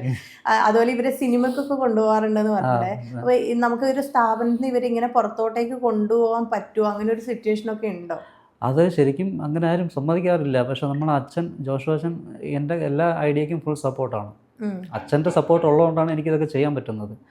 ഞാൻ എന്ത് പറഞ്ഞാലും അച്ഛൻ ഓക്കെയാണ്. കാരണം അച്ഛനും ഇതിങ്ങനെ പുരോഗമനപരമായിട്ട് ചിന്തിക്കുന്ന ഒരാളാണ്. ഇപ്പം നമ്മൾ ക്ഷേത്രത്തിൽ കൊണ്ടുപോകുന്നു. അപ്പോൾ ആൾക്കാർ ചിന്തിക്കുക ഇതൊരു ക്രിസ്തീയ സ്ഥാപനമല്ലേ, ഇവിടെ നിന്ന് ക്ഷേത്രങ്ങൾ അമ്പലത്തിലേക്ക് കൊണ്ടുപോകുന്നു. പക്ഷേ നമ്മൾ ക്രിസ്ത്യാനി ആയിരിക്കാം, പക്ഷേ സൂര്യ ഹിന്ദു അല്ലേ, അഖിൽ ഹിന്ദു അല്ലേ, അഭിജിത്ത് ഹിന്ദു അല്ലേ. അപ്പോൾ അവർക്ക് അവരുടെ വിശ്വാസം വലുതല്ലേ. നമ്മുടെ വിശ്വാസം പോലെയാണ് അവരുടെ വിശ്വാസം. അപ്പം നമ്മൾ അങ്ങനെ ചിന്തിക്കുന്നത്, നമ്മുടെ ഇഷ്ടമല്ല ചിന്തിക്കുന്നത്, അവരുടെ ഇഷ്ടമാണ് ചിന്തിക്കുന്നത്. അവർക്ക് സിനിമ കാണാൻ പോകാൻ താല്പര്യമുണ്ട്. അപ്പോൾ നമ്മളതിനെ സപ്പോർട്ട് ചെയ്യുക, അവരുടെ ഇഷ്ടമല്ലേ. അപ്പോൾ ആ രീതിക്കാണ് ഞാനും ചിന്തിക്കുന്നത്. അങ്ങനെയാണ് കൊണ്ടുപോകുന്നത്. നമുക്ക് അച്ഛനെ കുറിച്ചിട്ടൊന്ന് ഡീറ്റെയിൽ ആയിട്ട് നമ്മുടെ ചാനൽ കാണുന്നവർക്കൊന്ന് മനസ്സിലാകാൻ വേണ്ടിയിട്ട് അച്ഛനെ കുറിച്ചിട്ടൊന്ന് പറയാം. ഫാദർ ജോർജ് ജോഷ കനുലേത്ത് എന്നാണ് അച്ഛൻ്റെ പേര്. അച്ഛനാണ് ഈ സ്ഥാപനത്തിൻ്റെ ഡയറക്ടർ. ഈ തുടങ്ങിയ സമയം മുതൽ 19 വർഷമായിപ്പം തുടങ്ങിയ കാലം മുതൽ അച്ഛൻ തന്നെയാണ് ഇതിൻ്റെ ഡയറക്ടർ. അച്ഛൻ ആദ്യം ബത്തേരിയിലായിരുന്നു, പിന്നെ തിരുവനന്തപുരത്ത് വന്നു. അച്ഛൻ്റെ നാട് തിരുവനന്തപുരം തന്നെയാണ്. അപ്പോൾ അച്ഛനെ കൊണ്ട് മാത്രമേ ശരിക്കും പറഞ്ഞാൽ ഇത് പറ്റത്തുള്ളൂ, ഇങ്ങനത്തെ ഒരു സ്ഥാപനം നടത്തിക്കൊണ്ട് പോകാൻ പറ്റത്തുള്ളൂ. കാരണം പലരും പറഞ്ഞിട്ടുണ്ട് ഇവിടെ വന്ന് കയറുമ്പോഴത്തേന് ഇൻമേറ്റ് ആരാണ് അച്ഛനാരാണെന്ന് അറിയാൻ പറ്റാത്ത അവസ്ഥയുണ്ട്. കാരണം അച്ഛനും ഇവരെ പോലെ തന്നെയാണ് നിൽക്കുന്നത്, നമ്മളെല്ലാവരും അങ്ങനെയാണ് നിൽക്കുന്നത്. അപ്പോൾ അച്ഛന് ഇങ്ങനെ പുതിയ പുതിയ ഐഡിയകൾ ഞാൻ പറയുമ്പോൾ അച്ഛൻ ഫുൾ സപ്പോർട്ടാണ് എനിക്ക്. എന്ത് കാര്യം ചെയ്യാനും അച്ഛൻ സ്വാതന്ത്ര്യം തരുന്നതുകൊണ്ടാണ് എനിക്ക് ഇങ്ങനെയൊക്കെ ചെയ്യാൻ പറ്റുന്നത് തന്നെ. എല്ലാ കാര്യങ്ങളും ചെയ്ത് ഇപ്പൊ ഇനോഗ്രേഷന് വിളിക്കുന്ന ഒരു സിറ്റുവേഷൻ ഒക്കെ വന്നിട്ടുണ്ടല്ലോ നമ്മളെ കുഞ്ഞുങ്ങളെ. ആ ഒരു ഫസ്റ്റ് ഇനോഗ്രേഷനെ കുറിച്ചിട്ട് ഓർക്കുന്നുണ്ട്? അങ്ങനെ ഒരു വിളി വന്ന സമയത്ത് ഇവരോട് ഇത് പറഞ്ഞപ്പോൾ ഇവരുടെയൊക്കെ ഒരു എന്താ പറയുക, സന്തോഷമാണോ, എങ്ങനെ ഇവർ എക്സൈറ്റ്മെന്റ് ആയിരുന്നോ? ഫസ്റ്റത്തെ ഇനോഗ്രേഷന് അവർക്കത് അറിയത്തില്ലല്ലോ, കാരണം എങ്ങനെയാണെന്നേ അറിയത്തില്ല. അവിടെ ചെന്നിട്ട് എന്ത് ചെയ്യണോ എന്നൊക്കെ എൻ്റെ അടുത്ത് ചോദിച്ചു. അപ്പോൾ ഞാൻ പറഞ്ഞു അതൊന്നും കുഴപ്പമില്ല, നിങ്ങൾ എൻ്റെ കൂടെ വന്നാൽ ഞാൻ പറയും പോലെ ചെയ്താൽ മതി എന്നൊക്കെ പറഞ്ഞു. അവിടെ ചെന്ന് കഴിഞ്ഞപ്പോഴത്തേന് റിബൺ കട്ട് ചെയ്യാനൊക്കെ പറഞ്ഞ് കാണിച്ചു കൊടുത്തു. അപ്പവും സൂര്യ എല്ലാം ചെന്ന് കട്ട് ചെയ്തു. അപ്പോൾ അത് ഫസ്റ്റ് കഴിഞ്ഞപ്പോഴത്തേന് അവർക്ക് ആ ഒരു ഇത് മനസ്സിലായി, ഐഡിയ മനസ്സിലായി. പിന്നെ രണ്ടാമത് പോയപ്പോഴും മൂന്നാമത് പോയപ്പോഴൊക്കെ അവർക്ക് കറക്റ്റ് കാര്യങ്ങൾ അറിയാം. നമ്മളാണത്തെ ഗസ്റ്റ്, അപ്പോൾ നമ്മൾ ചെന്ന് കഴിഞ്ഞാൽ ഇങ്ങനെ ചെയ്യണം. ഇവർക്കിപ്പോ ഇവര് സെലിബ്രിറ്റി ആയി എന്നുള്ളത് കാര്യങ്ങൾ അവർക്ക് മനസ്സിലായിട്ടുണ്ട് അല്ലെ? നമുക്ക് ഇനോഗ്രേഷന് പോകുന്ന സമയത്ത് ഇവരെ ആളുകൾ എങ്ങനെയാണ് കാണുന്നത്? ആളുകളുടെ ഇടയിലുള്ള ഒരു സ്വീകാര്യത അത് ശരിക്കും പറഞ്ഞാൽ അത് ഭയങ്കര, ശരിക്കും പറഞ്ഞാൽ നമുക്ക് അത് വിചാരിക്കാത്ത പോലെയാണ് കേട്ടോ ആൾക്കാർ നമ്മുടെ അടുത്ത് പെരുമാറുന്നതേ. ആ ഒരു സ്നേഹവും. അപ്പം എനിക്കങ്ങനെ തോന്നിയിട്ടുണ്ട് എന്താണ് ഇതിലുള്ള മാജിക് എന്ന്. കാരണം ഈ നമ്മുടെ കുട്ടികളെയൊക്കെ ആൾക്കാർ ചേർത്ത് പിടിക്കുന്നതും അവർ സ്വന്തം മക്കളെപ്പോലെ ഇവർ ചേർത്ത് നിർത്തുന്നതും അവർക്ക് ഭക്ഷണം കൊടുക്കുന്നതും അതൊക്കെ കാണുമ്പോൾ ശരിക്കും പറഞ്ഞാൽ നമ്മുടെയൊക്കെ ഈ ആൾക്കാർ ഇത്രയും നല്ല ചിന്താഗതിയുള്ള ആൾക്കാർ ഇപ്പോഴും നമ്മുടെ സൊസൈറ്റിയിൽ ഉണ്ടെന്ന് അറിയുമ്പോൾ ഭയങ്കര സന്തോഷമാണ്. വളരെ സന്തോഷമുണ്ട്. ഇപ്പോൾ ഇവരെ കൊണ്ടുപോകുന്ന സമയത്ത് ഇവർക്ക് വേണ്ട ഒരു എന്താ പറയുക, ഇപ്പോൾ ഇനോഗ്രേഷന് പോകുന്ന സമയത്ത് നമുക്ക് അതിനുള്ളൊരു പേയ്മെൻ്റ് ഒക്കെ ചെയ്യുന്നുണ്ട്. അതുപോലെ ഈ കുഞ്ഞുങ്ങൾക്കുള്ള പേയ്മെൻ്റ് ഒക്കെ കൃത്യമായിട്ട് കൊടുക്കുന്നുണ്ടോ? അല്ലെങ്കിൽ ഇനോഗ്രേഷൻ അവർ വിളിക്കുന്നത് അവരൊരു സന്തോഷം എന്നുള്ള രീതിക്കാണോ ചെയ്യുന്നത്? ശരിക്കും പറഞ്ഞാൽ നമ്മളൊരു പേയ്മെൻറ്റിൻ്റെ ബേസിലല്ല ഇത് ചെയ്യുന്നത്. നമ്മുടെ ആൾക്കാർക്ക് ഒരു എക്സ്പീരിയൻസ് മാത്രമല്ല, അവരെ മാറ്റി നിർത്തിയ സമൂഹത്തിൽ അവർക്കൊരു സ്പേസ് ഉണ്ടാക്കുക, അതാണ് നമ്മുടെ മെയിൻ കൺസെപ്റ്റ്. അപ്പം അതിൻ്റെ കൂടെ എന്തെങ്കിലും പിള്ളേർക്ക് എന്തെങ്കിലും കിട്ടുകയാണെങ്കിൽ അത് സന്തോഷമാണ്. നമ്മുടെ മെയിൻ കാഴ്ചപ്പാടെന്ന് പറയുന്നത് പബ്ലിക്കിൽ ഒരു സ്പേസ് ഉണ്ടാക്കിയെടുക്കുക അവർക്ക്, അതാണ്. അല്ല, ഞാൻ ആ ഒരു പേയ്മെന്റിന്റെ കാര്യം ചോദിക്കാൻ കാരണം എന്ന് വെച്ചാൽ ഇവർക്ക് തന്നെയുള്ള മെഡിസിന്റെ കാര്യങ്ങളൊക്കെ ഉണ്ട്. അപ്പൊ അത് അവരുടെ സ്വന്തം ഏർണിങ്സ് ഉണ്ടാക്കുന്നു എന്നുള്ളൊരു ബോധം അവർക്ക് വരുമ്പോൾ അതൊരു സന്തോഷമാണല്ലോ. അതെ അത് വേണം, അത് നല്ലത്. അങ്ങനെ കിട്ടുന്നത് നല്ല. ഇനി ഞാനും അങ്ങനെ ചിന്തിച്ചിട്ടുണ്ട്. കാരണം അവർ കഷ്ടപ്പെട്ടുണ്ടാക്കുന്നതാണ്, അവര് ചെയ്ത കാര്യത്തിന് പ്രതിഫലം കിട്ടുന്നതാണ്. അപ്പോൾ അത് അവരുടെ കാര്യത്തെ വിനിയോഗിക്കുമ്പോൾ അത് നല്ലൊരു സന്തോഷമാണ്. ഇപ്പൊ ഇത്രയും വീഡിയോസ് ചെയ്യുന്നു, ഒരുപാട് വീഡിയോസ് യൂട്യൂബിൽ, ഇൻസ്റ്റാഗ്രാമിൽ, ഫേസ്ബുക്കിലൊക്കെ ചെയ്തിട്ടുണ്ട്. ഒരു ഫാമിലിയുടെ ഒരു വലിപ്പം എന്താണ് ആ ഒരു ഇൻസ്റ്റാഗ്രാം, യൂട്യൂബ് എന്നുള്ള ഇതിനകത്ത് എത്രത്തോളം സബ്സ്ക്രൈബേഴ്സ്? ഇൻസ്റ്റയിൽ ഇപ്പം ഏകദേശം 1 ലക്ഷം ഫോളോവേഴ്സ് കഴിഞ്ഞു അടുത്ത കാലത്ത്. അപ്പം യൂട്യൂബിലാണെങ്കിൽ ഒരു 33K സബ്സ്ക്രൈബേഴ്സ് ആയി ഇപ്പോൾ. അപ്പം നല്ല രീതിയിൽ പോകുന്നു. ആൾക്കാരൊക്കെ നല്ല സപ്പോർട്ടാണ്. നല്ല ഒരു നെഗറ്റീവ് കമന്റ് പോലും വന്നിട്ടില്ല. ഇതാണ് നമ്മുടെ ഒരു പേജിന്റെ വിജയം എന്ന് പറയുന്നത്. പൊതുവെ എന്തൊരു വീഡിയോ ചെയ്താലും അതിനിടയിൽ നെഗറ്റീവ് കമന്റ് കാണാം. പക്ഷെ ഇവരുടെ വീഡിയോസിന്റെ അടിയിൽ നമുക്കത് കാണാൻ സാധിച്ചിട്ടില്ല ഇതുവരെ. പക്ഷെ അതിനുപരിയായിട്ട് ഒരുപാട് ആളുകളെ ഞാൻ ഒരു ദിവസം വരും, അവിടെ നമ്മളെ മക്കളെ കാണാൻ വേണ്ടി വരും എന്ന് പറയുന്ന ഒരുപാട് കമന്റ്സ് ഉണ്ട്. അങ്ങനെ ഇപ്പൊ ആളുകൾ ഇങ്ങോട്ടേക്ക് വരാറുണ്ടോ? വരാറുണ്ട്, ഇടയ്ക്കൊക്കെ വരാറുണ്ട്. ഒത്തിരി ആൾക്കാർക്ക് വരാൻ താല്പര്യമുണ്ട്. പക്ഷേ ഈ ദൂരെ കൂടുതലൊക്കെ ആയതുകൊണ്ട് വരാനുള്ള ബുദ്ധിമുട്ടുണ്ട്. എന്നാലും ഇടയ്ക്കൊക്കെ ആൾക്കാർ വരാറുണ്ട്. ഇവർക്കുള്ള ഗിഫ്റ്റ്സ് ഒക്കെ ആരെങ്കിലും അങ്ങനെ കൊടുക്കുന്നുണ്ടോ? അല്ലെങ്കിൽ ഫുഡ് സ്പോൺസർ അങ്ങനെയൊക്കെ അങ്ങനെയൊക്കെ ചെയ്യാറുണ്ട്. ഫുഡ്, ആൾക്കാരുടെ ബർത്ത്ഡേ, കല്യാണം, അങ്ങനത്തെ വിശേഷങ്ങൾ വരുമ്പോഴത്തേന് അവർ ഇവിടെ നമുക്കിവിടെ ചേർത്ത് ഫുഡ് പറയും, ഫുഡ് ഓർഡർ ചെയ്യും. പിന്നെ അവരുടെ സന്തോഷത്തിന് വേണ്ടിയിട്ട് ബർത്ത്ഡേക്ക് കേക്ക് നമുക്ക് സ്പോൺസർ ചെയ്യും. അങ്ങനെയൊക്കെ ഒത്തിരി കാര്യങ്ങൾ ചെയ്യാറുണ്ട്. പിന്നെ ഗിഫ്റ്റ്, ബർത്ത്ഡേ വിഷസ് വീഡിയോസ്. കാരണം ഇങ്ങനെ ആൾക്കാർ ആവശ്യപ്പെടും. മോളുടെ ബർത്ത്ഡേ ഒക്കെ വരുമ്പോഴേ ഒരു ബർത്ത്ഡേ വിഷ് ചെയ്യുന്ന വീഡിയോ നമ്മുടെ കുട്ടികളെ കൊണ്ട് പറഞ്ഞ് ചെയ്യാൻ പറ്റുമെന്ന് ചോദിക്കും. അപ്പോൾ ഞാൻ പറയും ഓക്കെ ചെയ്യാന്ന് പറയും. അങ്ങനെ ചെയ്ത് കൊടുക്കാറുണ്ട്. അത് ചെയ്യുന്നതിൽ ഇവരൊക്കെ ഭയങ്കര ഹാപ്പിയാണ്. അവർ ഹാപ്പിയാണ്, വളരെയധികം ഹാപ്പിയാണ്. ഇവിടെയുള്ള ഒരു ജീവിതം വെച്ചിട്ട് നമ്മൾ പുറത്തുനിന്ന് വീക്ഷിക്കുന്ന സമയത്ത് നമുക്ക് ഇവിടുന്ന് കിട്ടുന്ന ഒരു ജീവിത പാഠം സാം ചേട്ടൻ്റെ ഒരു കാഴ്ചപ്പാടിലൂടെ എന്താണ്? കാഴ്ചപ്പാട് ശരിക്കും പറഞ്ഞാൽ നമുക്കൊരു ഈ ഓർഫനേജ്, അനാഥാലയം എന്നൊക്കെ പറയുമ്പോഴത്തേന് ആൾക്കാരുടെ മനസ്സിലൊരു പിക്ചറുണ്ട്. ഈ ആൾക്കാർ ഓരോ മൂലയ്ക്ക് ഇങ്ങനെ ഇരിക്കുക, വയ്യാതെ കിടക്കുക, ഒരു വല്ലാത്തൊരു അവസ്ഥയാണ്. അപ്പോൾ ആ ഒരു കാഴ്ചപ്പാട് മാറ്റിയെടുക്കുക എന്നുള്ളതാണ്. ഇവിടെ വന്നിട്ടുള്ള പലരും പറഞ്ഞിട്ടുള്ള അങ്ങനെയാണ്. മറ്റുള്ള സ്ഥാപനങ്ങളിൽ പോകുമ്പോൾ കാണുമ്പോഴല്ല ഇവിടെ വന്നു കഴിഞ്ഞാൽ എല്ലാവരും ഇവിടെ ഓപ്പണാണ്, ഫുൾ ഓപ്പണാണ്, എല്ലാവരും തുറന്നു വിട്ടിരിക്കുകയാണ്. അവരുടെ ഇഷ്ടമുള്ള കാര്യങ്ങൾ ചെയ്യുന്നു, നല്ല ഡ്രസ്സ് ധരിക്കുന്നു, ഹെയർ സ്റ്റൈൽ ആയാലും അവരുടെ ഡ്രസ്സിങ് ആയാലും അത് കണ്ടു കഴിഞ്ഞാൽ അവർക്കൊരു പ്രശ്നമുള്ള, അവർക്ക് എന്തെങ്കിലും അസുഖമുള്ള ആൾക്കാരാണെന്ന് തോന്നത്തില്ല. അതെ, അത് നമ്മൾ ഒരുപാട് കമന്റുകളിലൂടെയും കണ്ടിട്ടുണ്ടല്ലോ. നമ്മൾ ആ രീതിക്കാണ് അവർ ട്രീറ്റ് ചെയ്യുന്നത്. അപ്പോൾ ആ ഒരു കൺസെപ്റ്റ് ആക്കിയെടുക്കുക. കാരണം അനാഥാലയം എന്ന് പറഞ്ഞാൽ ഇങ്ങനെയല്ല. അത് നമ്മൾ ഈ നിങ്ങൾ അല്ലാതെ മറ്റുള്ള സ്ഥലങ്ങളിൽ കാണും പോലെ അല്ല, നമ്മുടെ ഈ സ്ഥാപനത്തിൽ കാണുന്നതാണ് ശരിക്കുള്ള ഈ ഓർഫണേജിൻ്റെ പിക്ചർ എന്ന് നമുക്ക് അത് ജനങ്ങളെ മനസ്സിലാക്കണം. ഇവിടെ എത്തിയതിനകത്ത് വെച്ചിട്ട് അഭിജിത്ത് എന്ന് പറഞ്ഞൊരു ആളുണ്ടല്ലോ, അഭിജിത്ത് ഇവിടെ എത്താനുണ്ടായ ഒരു സാഹചര്യം എന്തായിരുന്നു? അഭിജിത്ത് ശരിക്കും നേഴ്സായിട്ട് വർക്ക് ചെയ്തുകൊണ്ടിരുന്നതാണ്. GNM ആണ് നേഴ്സ്. നല്ലൊരു പയ്യനാണ്, നല്ല സൈലൻ്റാണ്. പക്ഷേ ശരിക്കും അത് അവനെ അറിയത്തില്ല അവനാണ് എന്താണ് പറ്റിയെന്നുള്ളത്. വേറെ പ്രശ്നങ്ങളൊന്നുമില്ലായിരുന്നു, മാരീഡായിരുന്നു. എന്തോ ഒരു പിന്നെ പുള്ളിക്ക് വർക്കിൻ്റെ സ്ട്രെസ് ഉണ്ടായിരുന്നു. നേഴ്സായിട്ട് വർക്ക് ചെയ്യുമ്പം അതിൻ്റെ സ്ട്രെസ് ഉണ്ടായിരുന്നു. ആ സമയത്ത് എപ്പോഴോ മനസ്സിൻ്റെ ഒരു പിടി വിട്ടു പോയതാണ്. പക്ഷേ അത് പിന്നെ തിരിച്ച് പിടിക്കാൻ പറ്റിയില്ല. പിന്നെ അഭിജിത്തിന് തന്നെ മനസ്സിലായി ഫാമിലി ലൈഫൊന്നും പറ്റത്തില്ല എന്ന്. അപ്പം മ്യൂച്വൽ ഡൈവേഴ്സിന് അഭിജിത്തിന് ഓക്കെ പറഞ്ഞു. അപ്പം ഇപ്പം ട്രീറ്റ്മെൻറ്റ് നടക്കുന്നു. പുള്ളി കുഞ്ഞുങ്ങളൊക്കെ ഉള്ള ആളാണോ? ഇല്ലല്ലോ, കുഞ്ഞുങ്ങളൊന്നുമില്ല. ഇപ്പം ട്രീറ്റ്മെന്റ് നടക്കുന്നുണ്ട്. അഭിജിത്ത് ഭയങ്കര കാമാണ്. ഇവിടെയുള്ള ആളുകളിൽ ആരെങ്കിലും വയലന്റ് ആയി നിങ്ങൾക്ക് ഹാൻഡിൽ ചെയ്യാൻ പറ്റാത്ത ഒരു സിറ്റുവേഷൻ അങ്ങനെ എന്തെങ്കിലും ഉണ്ടായിട്ടുണ്ടോ? അങ്ങനെ ഉണ്ടായിട്ടില്ല. അങ്ങനെ ഉണ്ടായിട്ടില്ല. ഇവിടെ എനിക്ക് തോന്നുന്നു ഇവിടെ വരുന്നവരെല്ലാം ഒരു വീട് എന്ന്, ഈ സ്നേഹ വീട് എന്നുള്ള പേര് പോലെ തന്നെ വീട് എന്നുള്ളൊരു കോൺസെപ്റ്റ് തന്നെയാണ് നിൽക്കുന്നത്. എല്ലാവരും ഭയങ്കര ഹാപ്പിയാണ്. ഇവിടെ നമുക്ക് വന്ന് കയറുമ്പോൾ തന്നെ എല്ലാവരും ഭയങ്കര ഹാപ്പി ആയിട്ടാണ് നമ്മളെ സ്വീകരിക്കുന്നതൊക്കെ. ഇപ്പൊ ഞാൻ വന്ന സമയത്ത് തന്നെ എനിക്ക് ഓഫീസ് കാണിച്ചു തരാനൊക്കെ ഇവിടെ ഇരുന്ന ആള്, നമുക്ക് എന്താ പറയാ, ഓരോ സ്ഥാപനത്തിലൂടെ ഞാൻ ഇതുപോലുള്ള മറ്റുള്ള സ്ഥാപനത്തിൽ പോയപ്പോഴും പലപ്പോഴും ആളുകൾ റെസ്പോണ്ട് പോലും ചെയ്യാത്ത ഒരു രീതിയിലുള്ള ആൾക്കാരെ കണ്ടത്. അതിൽ നിന്ന് വ്യത്യസ്തമായിട്ടുള്ള ആൾക്കാരെയാണ് നമ്മൾ ഇവിടെ കാണുന്നത്. അതിന്റെ ഒരു എന്താ പറയാ പിന്നിലെ കാര്യം എന്ന് പറയുന്നത് ഈ സാംചേട്ടൻ അതുപോലെ തന്നെ അച്ഛനൊക്കെ അവരോട് ഇടപഴകുന്ന രീതിയാണോ? എന്താണ് നിങ്ങൾക്ക് തന്നെ തോന്നുന്നത് ഇവിടുത്തെ ആൾക്കാർ ഇങ്ങനെ ഡിഫറെന്റ് ആയിരിക്കാൻ? അത് തന്നെയാണ്. കാരണം ഇത് അവരുടെ വീടാണെന്നുള്ളത് നമ്മൾ അവർക്കൊരു ബോധ്യം ഉണ്ടാക്കി കൊടുത്തിട്ടുണ്ട്. അപ്പോൾ ഇവിടുത്തെ കാര്യങ്ങളൊക്കെ ചെയ്യേണ്ടത് നിങ്ങൾ തന്നെയാണ്, നിങ്ങളുടെ വീടാണ്, നിങ്ങൾ നോക്കി നടത്തിക്കോണം എന്ന് നമ്മൾ പറഞ്ഞ് ബോധ്യപ്പെടുത്തിയിട്ടുണ്ട്. അതിൻ്റെ അടിസ്ഥാനത്തിലാണ് അവരങ്ങനെയൊക്കെ ചെയ്യുന്നത്. ഇവരെ നമുക്ക് എന്തെങ്കിലും ചെറിയ ചെറിയ ജോലികൾ ചെയ്തിട്ട് നമുക്ക് പുറത്തോട്ടേക്ക് അത് പ്രൊഡക്റ്റുകൾ കൊടുത്ത് അങ്ങനെ വരുമാനം ഉണ്ടാക്കുക, അങ്ങനെ എന്തെങ്കിലും ഒരു അങ്ങനെ നമുക്കിവിടെ ഈ കുട നിർമ്മാണത്തിൻ്റെ യൂണിറ്റ് ഉണ്ട്. അല്ലാതെ നമ്മുടെ ഇവിടുത്തെ ഒരാൾ തന്നെ പുറത്ത് സെക്യൂരിറ്റി ആയിട്ട്, അതായത് നമ്മുടെ ഏറ്റവും ഫേമസ് ആയിട്ടുള്ള മാർവിയൻസ് കോളേജിൽ സെക്യൂരിറ്റി ആയിട്ട് വർക്ക് ചെയ്യുന്നുണ്ട്.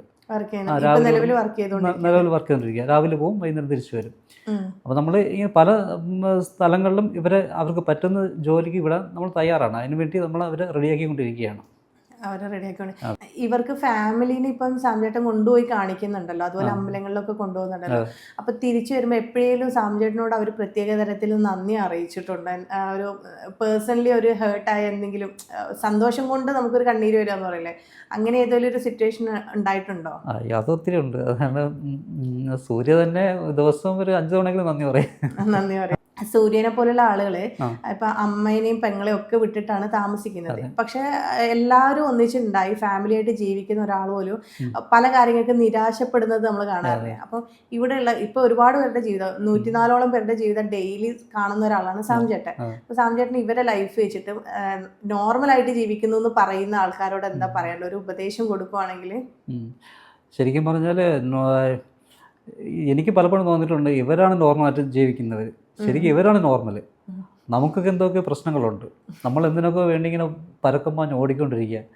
പക്ഷെ അവർ റിലാക്സ്ഡാണ്, അവരെപ്പോഴും കാമാണ്, അവർക്ക് സമാധാനമാണ്, അവർ സംസാരിക്കുന്നതിന് സമാധാനത്തിനാണ് സംസാരിക്കുന്നത്. അവർക്ക് അതിന് പ്രതീക്ഷയുണ്ട്, നാളെ നല്ലൊരു ജീവിതം അവർക്ക് ഉണ്ടാകുമെന്നുള്ള പ്രതീക്ഷയുണ്ട്. അപ്പോൾ അങ്ങനെയൊക്കെ വെച്ച് നോക്കുമ്പം ശരിക്കും പറഞ്ഞാൽ ഈ നോർമൽ എന്ന് പറയുന്നത് നമ്മളൊന്നും നോർമലല്ല, നമ്മളാണ് അബ്നോർമൽ, അവരാണ് ശരിക്കും നോർമൽ. ശരിക്കും എനിക്കത് പലപ്പോഴും തോന്നിയിട്ടുണ്ട്. ഇവിടെ സ്നേഹ വീട്ടിൽ ഒരു രാവിലെ തുടങ്ങി വൈകുന്നേരം അവസാനിക്കുന്ന ആ ഒരു ഡെയിലി റൊട്ടീൻ ഒന്ന് ഞങ്ങളുമായിട്ട് പങ്കുവെക്കാൻ പറ്റുമോ? രാവിലെ നമുക്കിവിടെ ഇതിനകത്ത് തന്നെ ചാപ്പലുണ്ട്. അപ്പോൾ രാവിലെ എണീറ്റാണ് 6:30-ക്ക് ഡെയിലി വിശുദ്ധ കുർബാനയുണ്ട് ഇവിടെ. രാവിലെ എല്ലാവരും 5:30-ന് എണീപ്പിച്ചിട്ട് ഫ്രഷാക്കി ചാപ്പലിൽ കയറ്റും, കുർബാനയുണ്ട്. അത് കഴിയുമ്പോഴത്തേന് മെഡിസിൻ കൊടുക്കുമല്ലോ, രാവിലത്തെ മെഡിസിൻ കൊടുക്കും. അത് കഴിഞ്ഞുകൊണ്ട് തന്നെ ബ്രേക്ക്ഫാസ്റ്റ് കഴിഞ്ഞിട്ട് ഓരോരുത്തർക്ക് ഓരോ ഡ്യൂട്ടി കൊടുത്തിട്ടുണ്ട്, അസൈൻമെൻറ്റ് കൊടുത്തിട്ടുണ്ട്. അത് കുറച്ച് ആൾക്കാർ പശുവിനും ആടിനൊക്കെ പുല്ല് ശേഖരിക്കാൻ വേണ്ടി പോകും, മറ്റുള്ള ആൾക്കാർ ക്ലീനിങ്, പിന്നെ ഈ കർത്തവ്യക്കാർ അപ്പച്ചന്മാരെ കുളിപ്പിക്കാനും അവർക്ക് ഭക്ഷണം കൊടുക്കാനും, അങ്ങനെ ഓരോരുത്തർക്കും ഓരോ ജോലി കൊടുത്തിട്ടുണ്ട്. അതെല്ലാം അവർ നമ്മൾ പറയാതെ തന്നെ അവർ ആ ടൈം ടേബിൾ അനുസരിച്ച് അത് ചെയ്തുകൊണ്ടിരിക്കും. അത് കഴിയുമ്പോഴത്തേന് വീണ്ടും 12 മണിക്ക് വീണ്ടും പ്രെയറുണ്ട്. ആ പ്രെയർ സമയത്ത് വീണ്ടും ചാപ്പലെല്ലാവരും കയറും. അത് കഴിയുമ്പോഴത്തേന് 1 മണിയാകുമ്പോഴത്തേന് ഉച്ചയ്ക്ക് ലഞ്ച് ടൈം ആവും. ലഞ്ച് ടൈം കഴിഞ്ഞിട്ട് പിന്നെ 2 മണി തൊട്ട് 3 മണി വരെ നമുക്ക് ഡാൻസ് മ്യൂസിക് കൊണ്ട് നേരത്തെ പറഞ്ഞതല്ലോ, അതിൻ്റെയൊക്കെ പ്രാക്ടീസിൻ്റെ ടൈമാണ്. ഡാൻസ് ആയാലും മ്യൂസിക് ആയാലും ആ ഒരു മണിക്കൂർ പ്രാക്ടീസ്, പല ഡാൻസും മ്യൂസിക്കും പ്രാക്ടീസ് നടത്തും. അത് കഴിഞ്ഞിട്ട് 3 മണിയാകുമ്പോൾ വീണ്ടും ചാപ്പലിൽ പ്രെയറുണ്ട്, ജവമാല അങ്ങനെ എന്തെങ്കിലും കാണും. അതൊക്കെ 3:30 ആകുമ്പോഴത്തേനും ഇറങ്ങി വീണ്ടും ആക്ടിവിറ്റീസ് ഉണ്ട്. ഈ ഗെയിമോ അല്ലെങ്കിൽ എന്തെങ്കിലും ജോലി ചെയ്യാനുള്ളവർക്ക് അത് അവർക്ക് അറിയാം, അവർക്ക് പറഞ്ഞിട്ടുള്ളതുകൊണ്ട് അവർക്കറിയാം, അത് ആ സമയത്ത് അവരത് ചെയ്യും. പിന്നെ 4 മണിയാകുമ്പോൾ എല്ലാവർക്കും ചായ, വൈകുന്നേരത്തെ ചായ. അത് കഴിഞ്ഞിട്ട് 5 മണിയാകുമ്പം കുളിക്കാൻ വിടും എല്ലാവരും കുളിക്കാൻ വിട്ടിട്ട് പിന്നെ 6 മണിയാകുമ്പോൾ വീണ്ടും ചാപ്പലിൽ പ്രെയറുണ്ട്. അതൊരു 6-7:30 കഴിയുമ്പോൾ അത് കഴിയും. അത് കഴിഞ്ഞിട്ട് വീണ്ടും മെഡിസിൻ കൊടുക്കും, രാത്രിയിലത്തെ മെഡിസിൻ കൊടുക്കും. അത് കഴിഞ്ഞിട്ട് രാത്രി ഡിന്നർ കൊടുക്കും. അത് കഴിഞ്ഞിട്ട് എല്ലാവരും ഉറങ്ങാം. ഒരു 8-8:30 ആകുമ്പോഴത്തേന് എല്ലാവരും ഉറങ്ങാനായിട്ട് കയറും. അതാണ് ഇവിടുത്തെ ഡെയിലി റൊട്ടീൻ. പിന്നെ വേറെ എന്തെങ്കിലും അഡീഷണൽ പ്രോഗ്രാം ആകുമ്പോഴത്തേന് അത് മാറ്റും. നമുക്ക് മിക്കവാറും എല്ലാ മാസവും ലാസ്റ്റൊക്കെ ആകുമ്പോഴത്തേന് നമുക്ക് ഇവിടെ കൾച്ചറൽ പ്രോഗ്രാം ഉണ്ടാവും. ഡാൻസ് നമുക്ക് സ്റ്റേജിൽ ഞാൻ ഡാൻസും മ്യൂസിക്കെല്ലാം പഠിപ്പിച്ച് നമ്മൾ സ്റ്റേജിൽ പെർഫോം ചെയ്യിപ്പിക്കാറ്. അപ്പോൾ അങ്ങനെയൊക്കെ വരുമ്പോഴത്തേന് ആ ടൈം ടേബിളിൽ മാറ്റം ഉണ്ടാവും. അപ്പോൾ ഇതാണ് ഇവിടുത്തെ ഡെയിലി ടൈം ടേബിൾ വരുന്നത്. സാംചേട്ടൻ എന്തുകൊണ്ടാണ് ഇത്ര നാളും ഫേസ് റിവീൽ ചെയ്യാതെ ഇവരുടെ ഒരു ക്യാമറയ്ക്ക് പുറകിൽ നിന്ന് മാത്രം സംസാരിച്ചുകൊണ്ടിരുന്നത്? അതിന് പ്രത്യേകിച്ച് എന്തെങ്കിലും കാരണങ്ങളൊക്കെ ഉണ്ടോ? അങ്ങനെ പ്രത്യേകിച്ച് കാരണമൊന്നുമില്ല. അത് നമുക്ക് അവരുടെ പ്രയോറിറ്റി കുറയാൻ പാടില്ല. മെയിനായിട്ട് ഞാൻ ചിന്തിച്ച അങ്ങനെയാണ്. അവരെ എങ്ങനെയെങ്കിലും ഉയർത്തിക്കൊണ്ടുവരിക, അവർക്കായിരിക്കണം പ്രയോറിറ്റി, അത് വേറെ ഒന്നിലോട്ടും പോകാൻ പാടില്ല. അതുകൊണ്ടാണ് അങ്ങനെ ചെയ്തത്. പിന്നെ അത് കണ്ടിന്യൂ ചെയ്യാന്ന് വിചാരിച്ചു. അതുപോലെ തന്നെ ഒരുപാട് പേര് കാണാൻ വേണ്ടി കാത്തിരിക്കുന്നുണ്ടല്ലോ സാംചേട്ടനെ. അപ്പം നമ്മളെ വീഡിയോ കാണുന്ന ആളുകളോട് അല്ലെങ്കിൽ ഈ സ്നേഹവീടിനെ കുറിച്ചിട്ട് അറിയാൻ വേണ്ടി ഈ വീഡിയോ കണ്ടിരിക്കുന്ന ആളുകളോട് സാംചേട്ടൻ എന്താണ് പറയാനുള്ളത്? വീഡിയോ കാണുന്നവരോട് പറയാനുള്ളത് എന്ന് വെച്ചാൽ പ്രത്യേകിച്ചൊന്നും പറയില്ല, അവർക്കെല്ലാം അറിയാം, അപ്ഡേറ്റാണ്. ഇപ്പം ഞാൻ ഇവിടെ നിൽക്കുമ്പോൾ അറിയും പോലെ തന്നെ കാര്യങ്ങളൊക്കെ അവരും അറിയുന്നുണ്ട്. അവരുടെ കമൻ്റൊക്കെ വായിക്കുമ്പോൾ നമുക്ക് അത് അറിയാൻ പറ്റും. കാരണം അത്രമാത്രം അവർ നമ്മുടെ പിള്ളേരൊക്കെ സ്നേഹിക്കുന്നുണ്ട് ആൾക്കാർ. അത് ഒത്തിരി സന്തോഷമുണ്ട്. എല്ലാവരോടും ഒത്തിരി നന്ദി പറയുന്നു ഈ അവസരത്തിൽ. സോഷ്യൽ മീഡിയയിൽ വന്നതിന് ശേഷം ആദ്യമായിട്ട് ഈ കുഞ്ഞുങ്ങൾക്ക് വേണ്ടിയിട്ട് കിട്ടിയിട്ടുണ്ടായിരുന്ന ഒരു സഹായം എന്തായിരുന്നു? സഹായം ആദ്യമായിട്ട് ഒരു സഹായം കിട്ടിയതെന്ന് വെച്ചാൽ മൂവാറ്റുപുഴയിലുള്ള ഒരു മാഡം, ദീപ എന്നാണ് പേര്. അവരാണ് ആദ്യമായിട്ട് സൂര്യയുടെ ബർത്ത്ഡേക്കാണെന്ന് തോന്നുന്നു കേക്ക് എന്തോ വാങ്ങിക്കാൻ വേണ്ടിയിട്ട് പൈസ അയച്ചു തന്നു. അതാണ് നമുക്ക് കിട്ടുന്ന ആദ്യമായിട്ട് കിട്ടുന്ന. ഇവിടത്തേക്ക് ഒരു ഹെൽപ്പ് ചെയ്യണമെന്ന് വിചാരിക്കുന്നവർക്ക് അതെങ്ങനെ ചെയ്യണം എന്നൊക്കെ ഐഡിയ ഇല്ലാത്ത ആൾക്കാരുണ്ടാവും. അവർക്ക് അതിനെക്കുറിച്ചിട്ടൊന്ന് പറഞ്ഞു കൊടുക്കാൻ പറ്റുമോ? ഒത്തിരി ആൾക്കാർ ഞാൻ ഈ മെസ്സേജ് വഴിയൊക്കെ ചോദിക്കുന്നുണ്ട് ഡീറ്റെയിൽസൊക്കെ. ഞാനത് പേഴ്സണലായിട്ട് കൊടുക്കാറുണ്ട്. നമുക്ക് നമ്മുടെ ഈ വീഡിയോയിലൂടെ ഇവിടത്തേക്ക് എന്തെങ്കിലും തരത്തിലുള്ള സഹായങ്ങൾ, ഇപ്പം സ്ഥാപനത്തിൻ്റെ പുതിയ ബിൽഡിങ്ങിനെ കുറിച്ചിട്ടോ അതുപോലെ തന്നെ ഇവരുടെ ഒരു ഫുഡിൻ്റെ കാര്യത്തിനൊക്കെ സഹായം നൽകാൻ ഉദ്ദേശിക്കുന്ന ആളുകൾക്ക് വേണ്ടിയിട്ട് ഇതിലൂടെ അവരുടെ ഈ സ്ഥാപനത്തിൻ്റെ അക്കൗണ്ട് നമ്പറൊക്കെ കൊടുക്കാൻ ഓക്കെ അല്ലേ? അത് കുഴപ്പമില്ല. പക്ഷേ ഒറ്റ കാര്യമുള്ളൂ, അത് സന്തോഷത്തോടെ ചെയ്യണം, സഹതാപത്തോടെ ചെയ്യരുത്. ആ ഒരു ഇത് മാത്രമേ ഉള്ളൂ. നമുക്ക് ആരുടെയും സഹതാപം ആവശ്യമില്ല, സന്തോഷം. അവർ മനുഷ്യരാണ്, ഈ നമ്മുടെ മക്കളും മനുഷ്യരാണ്. അവർക്ക് നിങ്ങൾ ചെയ്യാൻ പറ്റുന്ന ഹെൽപ്പ് ചെയ്യുന്നതിന് നമുക്ക് പ്രശ്നമില്ല. പക്ഷെ അതൊരു സഹതാപത്തിൻ്റെ പുറത്ത് ചെയ്യരുത്. സന്തോഷത്തോടുകൂടി നിങ്ങളുടെ മനസ്സ് നിറഞ്ഞ് ചെയ്യുകയാണെങ്കിൽ ഞങ്ങളത് ഇരുകൈ നീട്ടി സ്വീകരിക്കും. സഹതാപത്തോടു കൂടി ആരും നമ്മളെ സഹായിക്കരുത്. ഇതാണ് എന്നോട് മുമ്പേ പറഞ്ഞിട്ടുണ്ടായിരുന്നു. ഞാൻ വീഡിയോ ചെയ്യാൻ വന്നപ്പോൾ പോലും പറഞ്ഞിട്ടുണ്ടായിരുന്നത് ഞങ്ങൾക്ക് സിമ്പതി ആവശ്യമില്ല, എമ്പതിയാണ് വേണ്ടതെന്നുള്ളത്. അപ്പോൾ സാംചേട്ടന് ഒരുപാട് തിരക്കുകളുണ്ട്, സ്ഥാപനത്തിൻ്റെ കാര്യങ്ങൾ ഒരുപാട് ഓടി നടക്കുന്ന ആളാണെന്നറിയാം. പക്ഷേ എന്നിരുന്നാലും നമ്മളെ കുഞ്ഞുങ്ങളെ കുറിച്ചിട്ടുള്ള കാര്യങ്ങൾ മറ്റുള്ളവരെ അറിയാൻ വേണ്ടിയിട്ട് ഞങ്ങൾക്കൊരു അവസരം തന്നു ഇത് മറ്റുള്ളവരിലോട്ടേക്ക് എത്തിക്കാൻ വേണ്ടിയിട്ട്. പിന്നെ അതുപോലെ തന്നെ സാംചേട്ടൻ്റെ ഫേസും ആദ്യമായിട്ട് നമ്മൾ ഇതിലൂടെ റിവീൽ ചെയ്യുകയാണ്. അതിനും ഒരുപാട് നന്ദിയുണ്ട്. അപ്പോൾ ഇത്രയും നേരം ഞങ്ങൾക്ക് വേണ്ടി സമയം മാറ്റി വെച്ചതിന് ഒരുപാട് നന്ദി. എനിക്ക് കുറച്ചു നേരം ഞാനൊന്ന് സൂര്യയായിട്ട് സംസാരിക്കാന്ന് കരുതുന്നുണ്ട്. സൂര്യക്കും കൂടി ഒരു അവസരം കൊടുക്കാൻ വേണ്ടി ആഗ്രഹിക്കുന്നു. ഒത്തിരി സന്തോഷം. സൂര്യ നമസ്കാരം. നമസ്കാരം. എന്തൊക്കെയാണ് വിശേഷം? ഇവിടെ നമ്മളെ സ്നേഹ വീട്ടിൽ എന്തൊക്കെയാണ് വിശേഷങ്ങള്? നല്ല വിശേഷങ്ങൾ, എങ്ങനെയൊക്കെ പോകുന്നു. സൂര്യയും ഫ്രണ്ട്സൊക്കെ ഇപ്പൊ സെലിബ്രിറ്റി ആയി, ഒരുപാട് ഇനോഗ്രേഷൻ ഒക്കെ ചെയ്യാൻ തുടങ്ങി. സെലിബ്രിറ്റി ആയല്ലേ? വീഡിയോസിനൊക്കെ ഒരുപാട് ലൈക്ക് ഒക്കെ കിട്ടുന്നുണ്ടോ? കിട്ടുന്നുണ്ട്. സാംചേട്ടൻ കമന്റുകളൊക്കെ വായിച്ചു തരാറുണ്ട്. സാമേണ്ണ കമന്റ് ഒക്കെ വായിച്ചു തരാറുണ്ട്. അപ്പൊ കമന്റ് ഒക്കെ ചെയ്യുന്നവരോട് സൂര്യക്ക് എന്താ പറയാനുള്ളത്? നന്ദി പറയാൻ മാത്രമേ ഉള്ളൂ. നന്ദി പറയാനുള്ളൂ. ഈ സൂര്യയുടെയും ഫ്രണ്ട്സിന്റെ ഒക്കെ വീഡിയോ മറ്റുള്ളവരിലോട്ടേക്ക് എത്താനുള്ള ഒരു കാരണക്കാരനാരാ? സാമേട്ടനോട് ഇപ്പൊ ഈ ഒരു നമ്മളെ ഈ വീഡിയോയിലൂടെ സൂര്യക്ക് എന്താ പറയാനുള്ളത്? എനിക്ക് സാമേട്ടനോടും ജോഷാച്ചനോടും നന്ദി പറയാൻ മാത്രമേ ഉള്ളൂ. ഒരുപാട് നന്ദി. നമ്മളെ ഈ വീട്ടിലെ സൂര്യ ഹാപ്പിയാണോ? ഹാപ്പിയാ.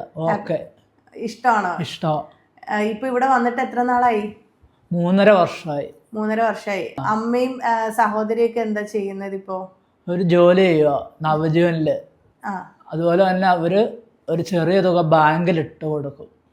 ആര്? സൂര്യ ഇട്ട് കൊടുക്കുന്നുണ്ടോ? അല്ല, നവജീവനിലെ ഓണർ അവരിട്ട് കൊടുക്കും. സൂര്യ ഇപ്പൊ ഇവിടെ എന്തെങ്കിലും സാമേട്ടനെ ഹെൽപ്പ് ചെയ്യാൻ എന്തെങ്കിലും വർക്കൊക്കെ ചെയ്യുന്നുണ്ടോ? എന്താ ചെയ്യുന്നത്? ഞാൻ ക്ലീനിങ് ചെയ്യും. സൂര്യ ഏതുവരെ പഠിച്ചിട്ടുണ്ടായിരുന്നു? M.Com പാസ്സായി. ഞാൻ കേട്ടിട്ടുണ്ട് സൂര്യ നന്നായി പഠിക്കുന്ന ഒരാളായിരുന്നു. എങ്ങനെയായിരുന്നു സ്കൂൾ പഠനകാലത്തൊക്കെ? തരുന്ന അസൈൻമെന്റ് ഒക്കെ അന്നന്ന് തന്നെ ചെയ്ത് തീർക്കുമായിരുന്നു. വെളുപ്പിന് 4 മണിക്ക് എണീറ്റ് സ്ട്രീറ്റ് ലൈറ്റിന്റെ ചുവട്ടിലൊരു മേശ ഇട്ടായിരുന്നു പഠിക്കുന്നത്. അസൈൻമെന്റും സെമിനാറൊക്കെ അന്നന്ന് തന്നെ ചെയ്ത് തീർക്കുമായിരുന്നു. അതുപോലെ അക്കൗണ്ടൻസിക്ക് 4 മണിക്കൂർ ടൈം കണ്ടെത്തുമായിരുന്നു അത് പഠിക്കാൻ. അത്രയും ടൈം കൊടുക്കുമായിരുന്നു അല്ലേ? ഇപ്പൊ അക്കൗണ്ടൻസിയിൽ സൂര്യക്ക് എന്നോട് എന്തോ പറയാനുണ്ടെന്ന് നേരത്തെ പറഞ്ഞല്ലോ, എന്തായിരുന്നു അത്? ഡെഫിനിഷൻ അക്കൗണ്ടൻസിയുടെ നമുക്ക് കേൾക്കാം. According to American institute of certified public accountants, accounting is art of recording, classifying, summarising transactions and events which are at least of financial character and in terms of financial character and interpreting the results thereof. Surya ഡിഗ്രിക്ക് ഏതായിരുന്നു class? First class. എംകോമിനും first class. 62%. ഇവിടെ വരാനുണ്ടായൊരു സാഹചര്യം സൂര്യ ഓർക്കുന്നുണ്ട്? എന്തുകൊണ്ടാണ് ഇങ്ങോട്ടേക്ക് ഈ സ്ഥാപനത്തിലോട്ടേക്ക് എത്തിയത് എന്നുള്ളത്? ഇവിടെ സാമേട്ടനും ശൈല സിസ്റ്ററും വന്നാണ് എന്നെ ഏറ്റെടുക്കുന്നത്. എവിടുന്ന ഏറ്റെടുത്തത്? പേരൂർക്കടവ് വന്ന്. അവിടുന്ന് സാമേട്ടനും ശൈല സിസ്റ്ററോ വന്നിട്ടുണ്ടായിരുന്നത്. അതിനു മുമ്പ് എവിടെയെങ്കിലും ജോലിയൊക്കെ ചെയ്തിട്ടുണ്ടായിരുന്നു? ഞാൻ എവിടെ ഒരു കമന്റിൽ കണ്ടു സൂര്യ മുമ്പ് എൻ്റെ അടുത്ത് വർക്ക് ചെയ്തിരുന്നതാന്നൊക്കെ പറഞ്ഞിട്ട്. ഞാൻ വികസന സമിതി ജോലി ചെയ്തിട്ടുണ്ട്, മെഡിക്കൽ കോളേജ് വർക്ക് ചെയ്തിട്ട് 2020. പിന്നെ എപ്പോഴാ അതൊക്കെ ഒഴിവാക്കിയിട്ട്? ലോക്ക്ഡൗൺ ആയിരുന്നു, അത് കാരണം എന്നും പോകാൻ പറ്റിയില്ല. സൂര്യയുടെ സഹോദരിനെ കുറിച്ചിട്ടുള്ള ഓർമ്മകളൊക്കെ ഇങ്ങനെ ഇടയ്ക്ക് സാമേട്ടന്റെ വീഡിയോയിലൂടെ പറയാറുണ്ട്. അത് നമ്മളെ വ്യൂസിനോട് കൂടി ഒന്ന് പറയോ? ആള് നന്നായിട്ട് പഠിക്കുമായിരുന്നു.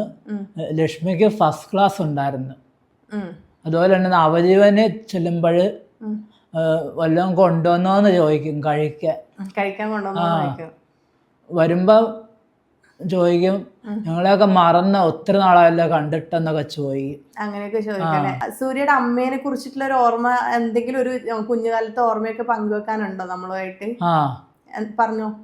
അമ്മ പറയുമായിരുന്നു ചെറുപ്പത്തെ, മോൻ വളർന്ന് വലുതാകുമ്പോൾ കോളേജുമാരനാവും, അതുപോലെ തന്നെ നല്ലൊരു ജോലി കിട്ടുമെന്നൊക്കെ പറയുമായിരുന്നു. അതുപോലെ തന്നെ സൂര്യൻ നന്നായിട്ട് പഠിക്കുകയും ചെയ്യുമായിരുന്നു. ഇപ്പൊ അമ്മേനെ കാണാൻ പോകുമ്പോ എന്താ പറയാറുള്ളത്? അമ്മയെ കാണാൻ പോകുമ്പോൾ എന്തായാലും മേടിച്ചു കൊടുക്കണം. പ്രാർത്ഥിക്കാൻ പറയുന്നത് കേട്ടിട്ടുണ്ട്. സൂര്യ ഭയങ്കര വിശ്വാസിയാണോ? പ്രാർത്ഥിച്ചാൽ എല്ലാം നടക്കുമെന്ന് വിശ്വസിക്കുന്നുണ്ട്. നമ്മളെ വീഡിയോ കാണുന്നതിന്റെ അകത്ത് ചില ആൾക്കാർക്ക് പ്രാർത്ഥനയിലൊന്നും വിശ്വാസം ഉണ്ടാവില്ല. അപ്പൊ സൂര്യ ഒന്ന് അവരോടൊന്ന് പറഞ്ഞു കൊടുക്കണേ, എങ്ങനെയായിരിക്കും പറയുക?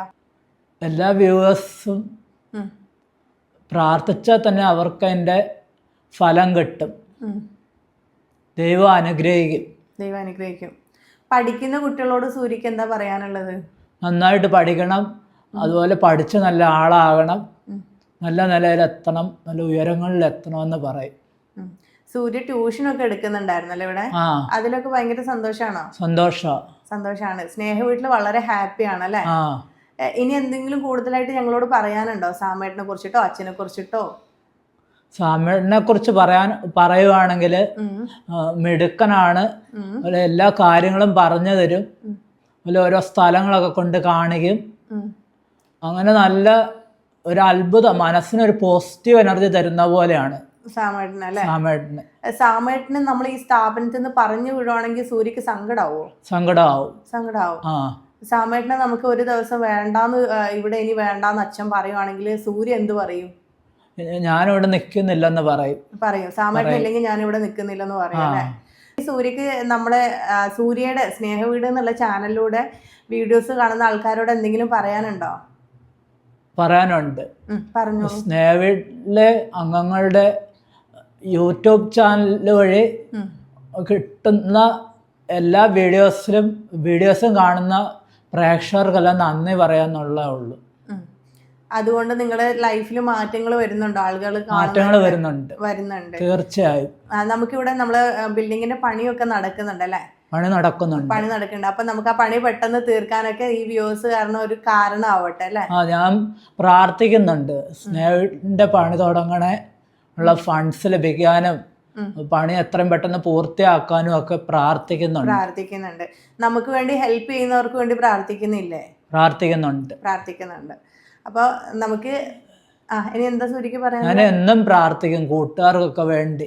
എന്തൊക്കെയാ പ്രാർത്ഥിക്കാറുള്ളത്? കൂട്ടുകാർക്കൊക്കെ നല്ലത് വരണേ, ദോഷങ്ങളും തടസ്സങ്ങളൊക്കെ മാറണേ, ദീർഘനാളത്തെ ആയുസ് ലഭിക്കണേ, നല്ല നിലയിലെത്തണേ. നല്ല മനസ്സാണല്ലേ സൂര്യക്ക്, എല്ലാവർക്കും വേണ്ടി ഇങ്ങനെയൊക്കെ പ്രാർത്ഥിക്കുന്നുണ്ടല്ലേ? പ്രാർത്ഥിക്കുന്നുണ്ട് തീർച്ചയായും. അപ്പോൾ നമുക്ക് ഇന്നത്തെ വീഡിയോ ഇവിടെ വൈൻഡപ്പ് ചെയ്യാം അല്ലേ? ഇനിയും സൂര്യയുടെ വിശേഷങ്ങളൊക്കെ സാമേട്ടൻ നമ്മുടെ ചാനലിലൂടെ പുറത്തോട്ടേക്ക് എന്നും വിടാറുണ്ട് അല്ലേ? അപ്പൊ എല്ലാവരും അത് കാണുക, നമ്മുടെ ചാനലൊക്കെ സബ്സ്ക്രൈബ് ചെയ്യുക. പിന്നെ പറ്റുന്നവര് നമ്മളെ സ്ഥാപനത്തിന്റെ വർക്കൊക്കെ തീരാനും ഇവിടെയുള്ള ആൾക്കാർക്ക് മെഡിസിൻ വാങ്ങാനുള്ള ഒരു എമൗണ്ട് ഒക്കെ സഹായിക്കുകയാണെങ്കിൽ നമുക്ക് സന്തോഷം അല്ലേ? സന്തോഷം. ആരും നമ്മളെ സിമ്പതി ആയിട്ട് കാണണ്ടല്ലോ അല്ലേ? കാണുന്നുണ്ട്. നമുക്ക് അത് വേണോ? സിമ്പതി വേണോ എമ്പതി വേണോ? എന്താ സൂര്യന്റെ അഭിപ്രായം? സിമ്പതി മതിയോ? നമുക്ക് സിമ്പതി വേണ്ട, എമ്പതി മതി. ഇനി ഞാൻ ചോദിക്കുമ്പോ അത് പറയണം കേട്ടോ. നമുക്ക് സിമ്പതി ആണോ വേണ്ടത് വീഡിയോ കാണുന്നതിലൂടെ, അതോ നമുക്ക് എമ്പതിയിലൂടെ നമ്മളെ ഹെൽപ്പ് ചെയ്യണം? സൂര്യ എന്താ പറയുന്നത്? എമ്പതിയിലൂടെ ഹെൽപ്പ് ചെയ്താൽ മതി. നമുക്ക് സിമ്പതി വേണ്ട അല്ലേ? സിമ്പതി വേണ്ട. Okay, thank you.